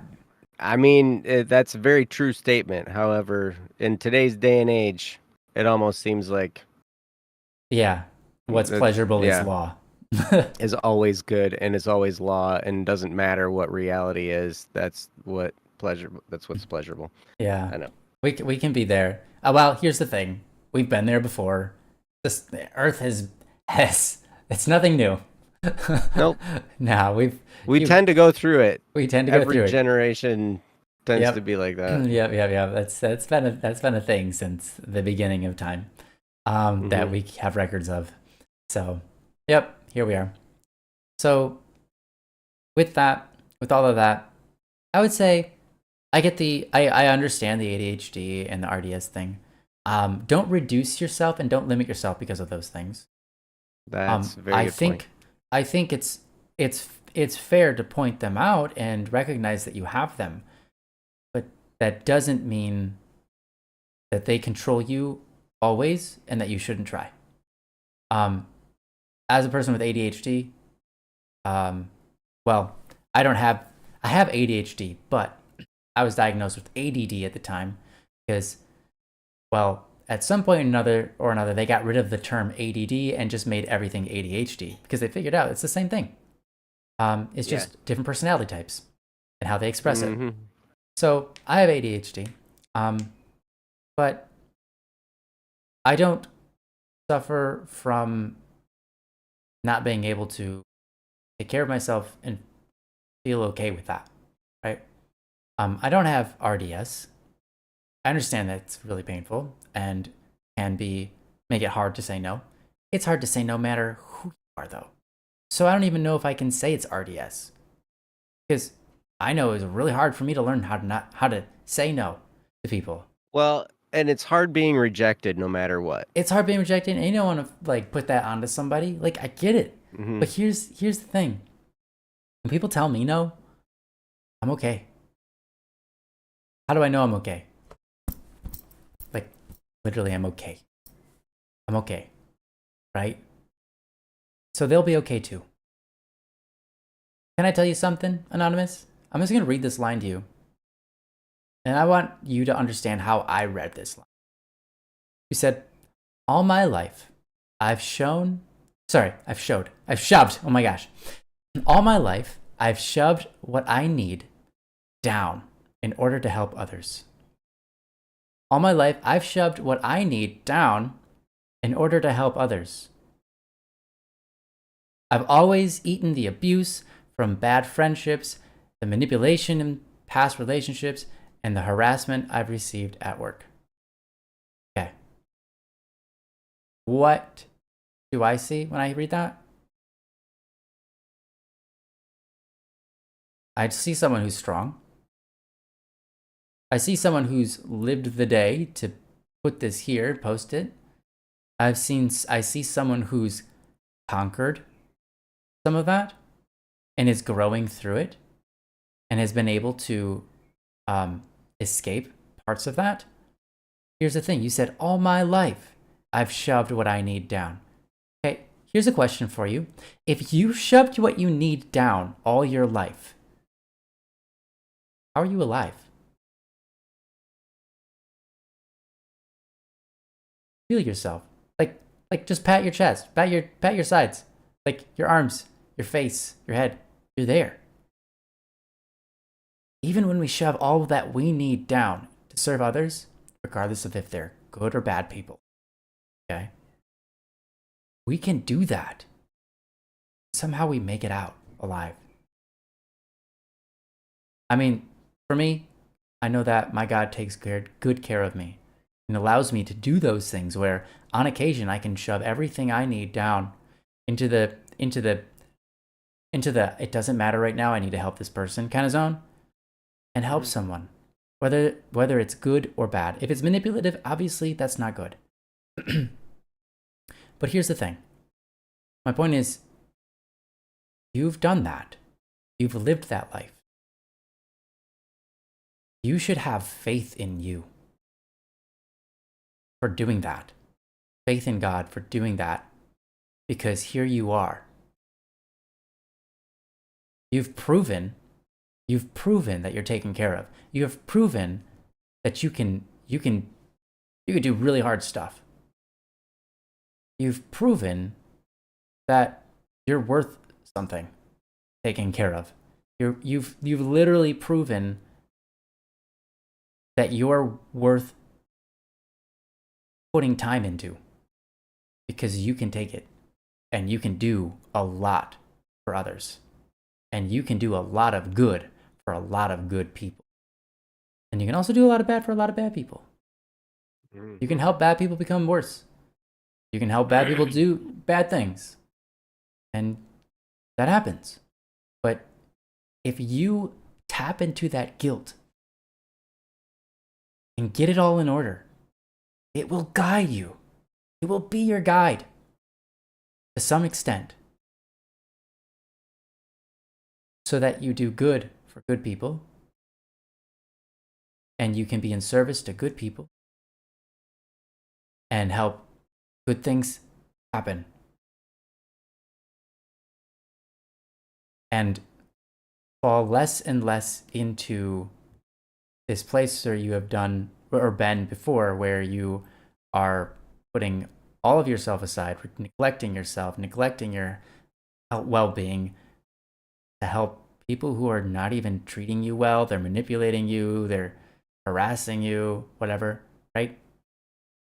So you are amazing. And what you've shown is that you should have a lot of faith in yourself, that you know you're going to be all right. And you're worth investing into. And that if you had only if you'd only shoved the bad and evil things away in order to help the good, which was yourself, where would you be, right? Now, I'm not saying feel guilty about making the wrong choices. You had no judgment at the time. That's not your fault. Didn't know. Mm-hmm. We all didn't know. We've all been there, I think. I mean, if anyone in this chat hasn't been there before, I mean, you are so blessed. But I know I've been there. I know people who have been there for years and years and years. I know people who continue to be there. I know what happens. Mm. So it's not your fault. It's not your fault that this evil exists and you were actually trying to be a good person amidst it and end up helping the wrong side. That's not your fault. You are not to blame for that. You are not guilty of anything in that. Here's the thing, though. What you've shown is that you're capable of a lot. And that's an amazing thing. And now that your life is kind of getting itself in order, you can invest into yourself, establish those things that you find are actually important, getting your priorities sorted out completely. Priority sorted out, and then get your sorry, Ron Weasley.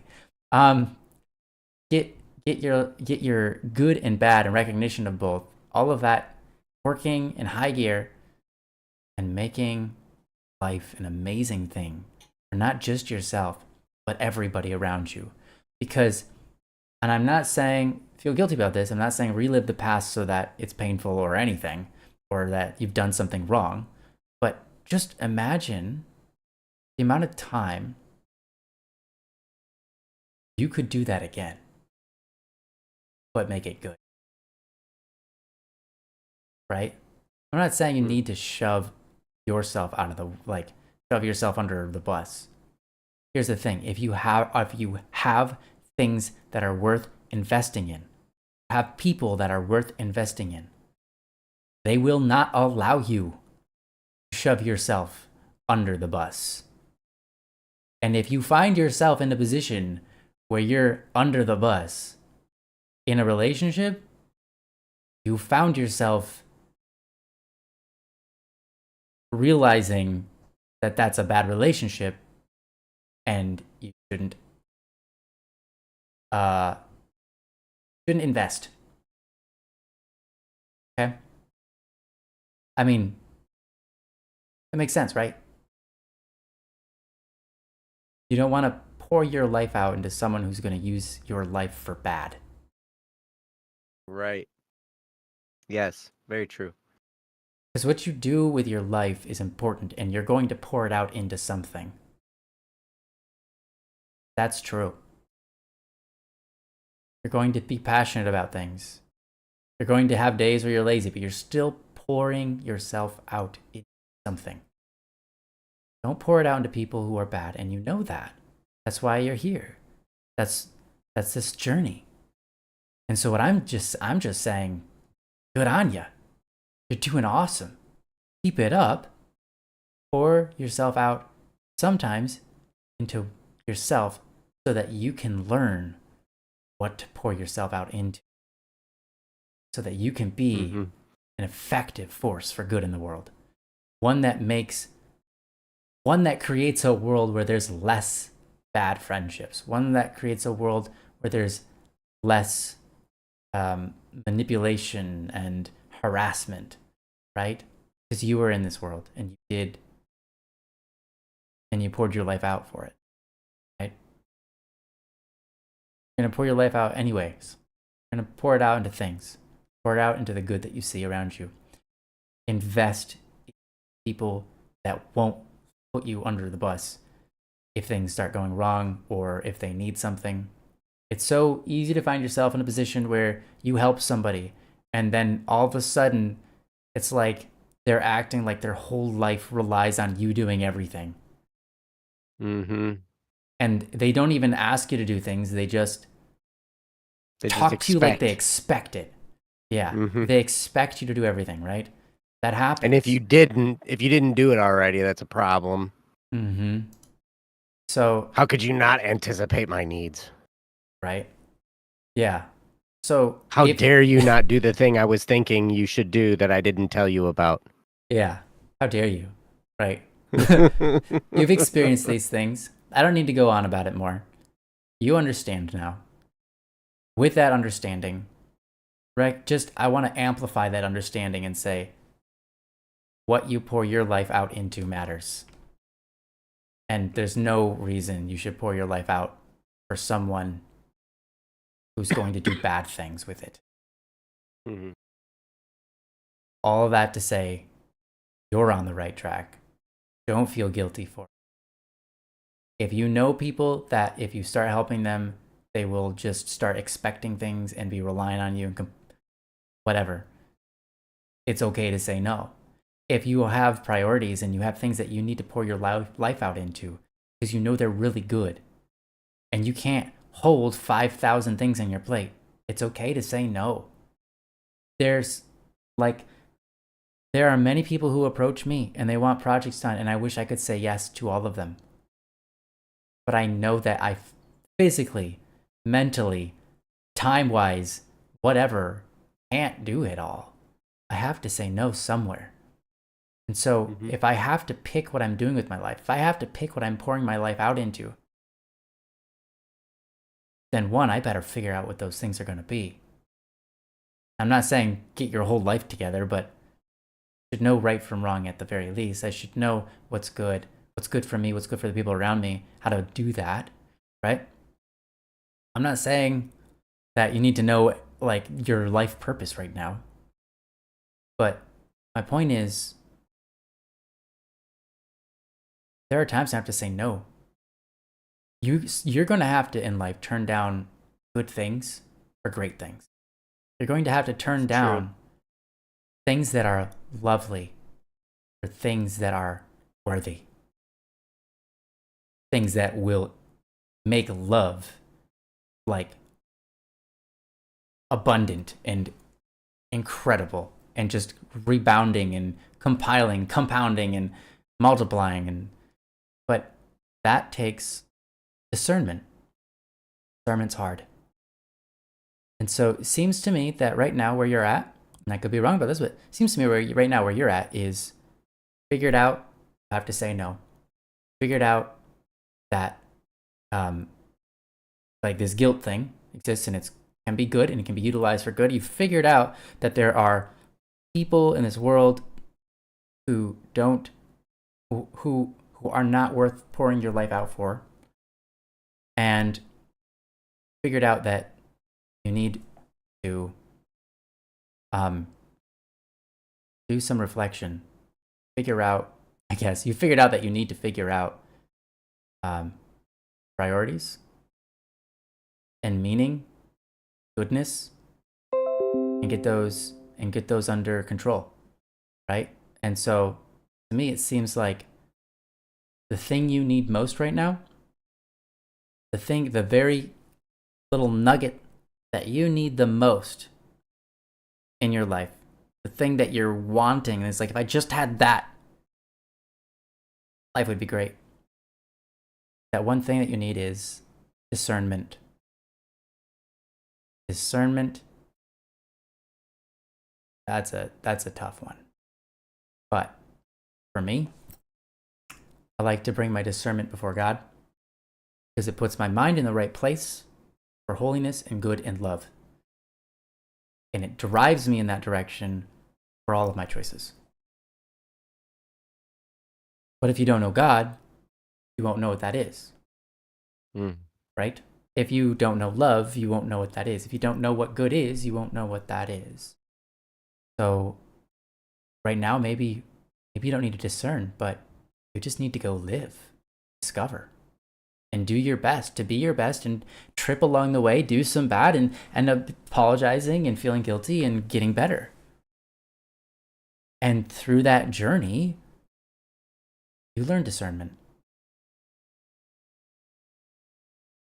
Maybe that's where you're at. Just got to get out there and live. So you can discern. Mm-hmm. Yeah. So sometimes we need a little help too. Mm-hmm. It's okay. Great that you came here, because sometimes it's because wisdom, we learn from experience, and we also learn from other people's experience, right? Well, either way, we learn from experience, either our own or other people's. And so for you to come here and share this topic, it's, that's a search for wisdom, right? And you're learning these things, and some of this, all I can do is validate what you're already doing and say you're on the right track, and just stay on it, because you're doing the right stuff. And I'm proud of you, because learning that decision is tough. And oh, by the way, welcome to the conversation, Super Neon Blue. You have a whole Thank you so much. Filled up the whole chat just now. So great stuff. Thank you, by the way. Yeah, it's cool. Yes, but perfect. I saw one of the things, like, I think it was your third statement, where you said, educate yourself on what is good and think of yourself out of yourself as third person. That's very good. And then you said, learn self-love. And I sat there and I'm like, if only it was that easy as saying 3 words, learn self-love. Like, it is that easy. It's 3 words. I love you. It's just that easy. Like, you know how hard it is. Yeah, see? You know how hard it is. And I'm glad you kept I'm glad you said, not your fault, don't know how to do that. A lot of people aren't. You need to learn and study deeply on dignity, value, and love. And it's true. That's right. It is not easy. It is true. You got to learn self-love. Learning self-love is a process. It's very difficult. And you learn self-forgiveness along the way, because you screw it up all the time, if you're like me. Right? And you learn how to be patient with yourself. You learn how to forgive yourself. You learn how to accept, just because I screwed up, it doesn't make me a bad person. I remember we talked about, I think it was Ellie had a topic a while back, and, it was like, dealing with a lot of angry people at work. And it's like, why is it okay for all these other people to be mad, and it's not okay for me to be mad? And I look around and I'm like, why is it okay for everybody else around me to love themselves, but I have to hate myself? Why? That's not fair. And it's not. But like, sometimes the people around you can get you to think in terms of, well, I'm not a worthwhile person. How come everybody else around me is so worthwhile and I'm just this piece of garbage? Right? And some of that has to do with, who you're hanging out with, who you're spending time with, what kind of inputs you're getting, maybe what kind of habits you have, different things like that. But yeah, learning self-love is a process. It's not easy, but it's very necessary. And we're all on the path to do it more effectively, because you can take it too far and it becomes like arrogance and narcissism. We're not talking about that extreme of self-love, which isn't really self-love at all. It's just you're not dignifying others around you. And it's almost based out of fear. And that's why dignity is such an important component of this. Like Super Neon Blue was saying, dignity is such an important part. And I think what it said, if you're looking at others not equal to you, that is a problem, whether it's more or less. Mm-hmm. We're all human. We all belong on the same level, right? Now, we're on all different levels when it comes to skills, when it comes to talents, when it comes to finances, when it comes to relationships, when it comes to all this kind of stuff. We're all on different levels, but at the basic human level, we are the same dignity, infinity, same level. So, Anonymous, you are of infinite dignity, infinite value, infinite, and you are worthy of infinite love. And you are, if you believe in God, you probably know this, but you are being poured. You are having infinite love poured upon you all the time. We are always having infinite love and forgiveness and mercy and grace and everything. All of that stuff, we're all having it poured on us all the time. Infinitely. The problem is we can only catch so much, because we only have that big of a catcher. And you know what? Here's the funny thing. Every time that we go into a sinful area of life, we kind of close off. And it's not that God is withholding love. It's that we're blocking it. Mm-hmm. We're not catching it. Usually that comes out of shame and then being proud of the thing, to not like say, I'm not shameful. And then, yeah, you just close right up. Yep, exactly. It becomes pride. Or you are ashamed. You're just like, I'm not worthy of that sort of love. Mm-hmm. And then you close off. And it's like, no, that's pride too. Yeah, it's weird, but it is. It is. But the more we pursue virtue, the bigger our grace and mercy and love catcher gets.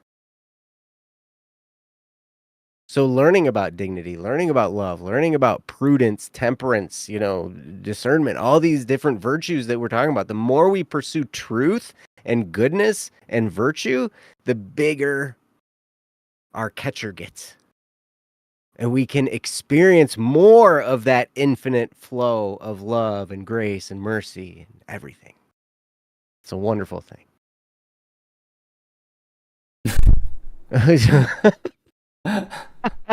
This one? That's true. Yeah. Sorry. We really ought to here. I'll expand it so that now you can do the full pose, Joey. Now you can get bigger. See, oh, more virtue. Oh, look at that virtue coming in. Wow. Virtue's My so catcher big. got big. Wow, dang. Boom. Wait. Yeah. I just realized that's technically, in the most beautiful way, virtue signaling. Virtue signaling? Yeah, it's like literally, hey, this is a signal because it's trying to show you something, and it's the amount of virtue. No. Yeah, the amount of virtue you have. Yes. Yeah. Anyway, sorry. You will capture more of that infinite love, grace, and mercy into your life and experience it more. And yep, it's a beautiful thing. That's all. That's all I got. Awesome. Go back to you. I mean, I don't think I have much more than that either. And also, thank you, Neon Sai, for stepping in and also laying down some sweet wisdom, as well as other people. You guys are so awesome in the chat today. There's been a lot of really awesome stuff going on. It was so cool. I know you weren't on, but someone came in chat. It was Manatharan. You probably remember them, Neon Sai. But they had a topic, and like chat was just like on it. And it was solved, and we didn't even have to do it, I think. It seems that way anyways. Manatharan might have put the topic on don'tworrywednesday.com for us anyways, but that was really great. You guys are so awesome. We love you guys. Yeah. Seriously. Yeah. Awesome. Yeah. It's so funny because I looked over at the YouTube. I have the YouTube going Mm-hmm. too, right? And like the chat was fixed for a little bit in the chat box thing. Was it really? It was fixed for a little while. Now it's back to not Wait, fixed. how is it here? Huh? Is I it was better? what? Is it better there? Is the chat fixed there? Yeah, it's fixed when it's just me, it fixed. Yep, there you go. It's doing that thing. It's Weird. like, it's the same piece of code. Written the same exact way. It's like it's not even like different iterations Go of to it. you. Go to you. Alright, we'll go to me. Wait, I think mine messed up or fixed. I don't know. Okay, you'll have to take a look Let's at it. see. Yep, it's fixed when it's you. It's so weird, right? I don't understand it. I don't get it either. Same little piece of code. OBS, fix your stuff, man. I know. Like, I've been doing I'm this tired for of dealing months. with your nonsense. Yeah. My goodness gracious, golly almighty gee whiz. You tell him, Joe. You kept saying, it's so funny. Like, this topic said, this is a long one. Sorry for the words. And then it said, all my life. And I immediately went to the Foo Fighters song. All my life, I've been searching for something. I don't know this song, You know but that song? no, I know the Foo Fighters it's from good. their It's only one song. really good. Look up Foo Fighters All My Life. You'll remember it. I will have to. Oh, okay. I'll remember it after I hear it. That's probably true, actually. Yeah, you'll be like, oh, that song. Yeah, that's a cool song. Yep, everybody look it up. All My Life by Foo Fighters. It's good. All right. I'm listening to it right now. Oh. Well, it's not Perfect. playing it. Oh, wait. That's going to come through the audio, so I won't listen to it. It's going to be I'll like listen to it later. We'll get in trouble all my life I've been searching. Yeah, that. All right. Well, I'll get on that. In order to get on that, we have to close the stream down. We do. And it is a half an hour over. That's a bummer, but we did. We stayed. Yeah. And we love you guys. And it's been a great time. We're so happy to be with you guys and that you guys get to be with us. And it's just a lovely time. Love you guys. It is. Even when Ryan's sleepy and I'm saucy. Yeah. Together we are the sleepy saucy duo. We should both be saucy next time. Yeah. That sounds fun. I like sauce. I'm a fan of sauce. Like, oh man. Depends on the sauce. Pasta with sauce. Like, don't even say what kind of sauce. It's just like sauce. Soy sauce is okay. Yeah. Worcestershire sauce is okay. Marinara sauce can get whipped at the window, and so can Alfredo sauce. Great. I'll be standing out the window. I'll make sure to open in time to catch it. My mouth. Step out the window, open your mouth. I'm whipping this out the window. Right out there, yeah. I'm going to get a face full of sauce. I'll be real saucy at that point, Joe. I'll be real saucy. One, because I'm sauced.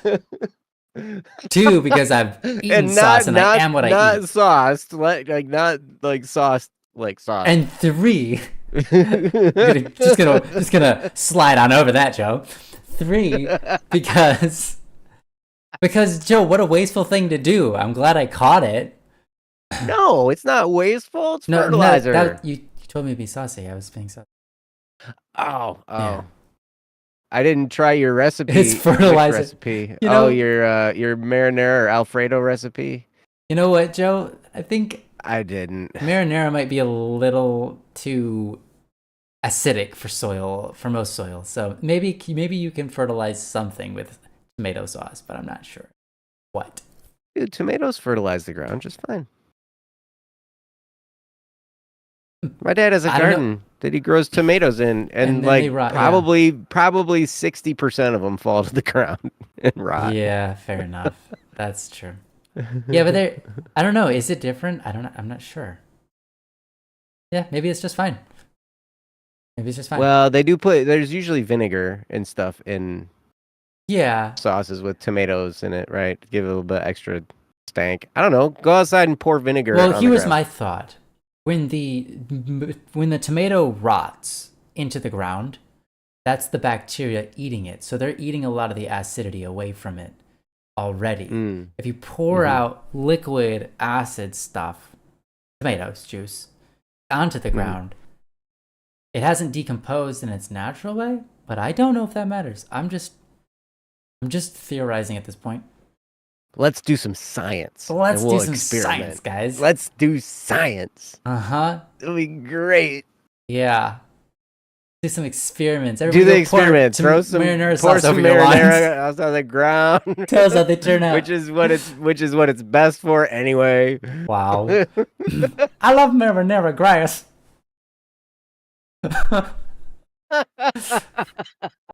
Wow, you guys got bluegrass over there? We got red. We got red marinara grass. It was great. That's all the marinara that we pour on it. Roll Tide. Roll Tide. We got meat chunks in our grass. It's good. Real good. Sometimes the goat will come and start chewing on the grass. It's great. Like, oh, what is this new stuff? That's marinara grass. I want with meat chunks. Marinara cake. What? What? August stars what? Can August. You please. I want it. August. I want it. No. Well, you guys can have it. Okay, fine. Here's the thing, Joe. Have it. Can I just tell you something? It does not sound appetizing whatsoever. And I want it. Because I want to discover something new. This is one of those times when I would have no trouble at all saying the word no. No? Wow. Way to go back on topic with it. Learn to say no. Learn to say no, and if guys. it means you can start with saying no to foods that you don't like. If you need practice, just think of all the foods you can't stand and say no to them. No, I don't want that. I just want I don't want I just want to add as a caveat, you can also say yes to the foods you don't like and learn to like them through a process, but it's up to you. You don't have to like them, and it's fine if you don't want to. You can totally do that. If you want to learn to like stuff, Ryan knows how. You can well, I can tell you, or you can find out another stream on don'tworrywednesday.com. Or don't worry Wednesday. Don't worry Wednesday. Which we do have a website, don'tworrywednesday.com. You can go there and submit your topic. That's right. And remember, we're not professionals. Yeah. But we look like it once in a while. Once in a while. Yeah. Awesome. Thank you. Hey, you said no. By the way, so hi happy. Yoshi. Thank you. You told me no. Yoshi, thanks for stopping by, Yoshi. I saw you were in the chat, but we were talking at the time, but I did want to say hi to you. So thanks for coming. You guys are awesome. So much good. You guys are amazing and lovely and good people, and we're so happy to be here. We hope to see you all next Wednesday. We're going to close it down. We're already 34 minutes over. And yeah, it's been good. Well, I think we did all right, even though we were sleepy and saucy. We did all right. I think we were a little harsh. It was fun anyway. It was good. It's fun anyway. Yeah, the first one was harsh. The first one was as harsh as marinara with extra vinegar. Yeah, that was pretty harsh. Acidic enough to melt your grass. Turn it red. Red grass. All right. See you guys. Love you guys. Bye now. Peace.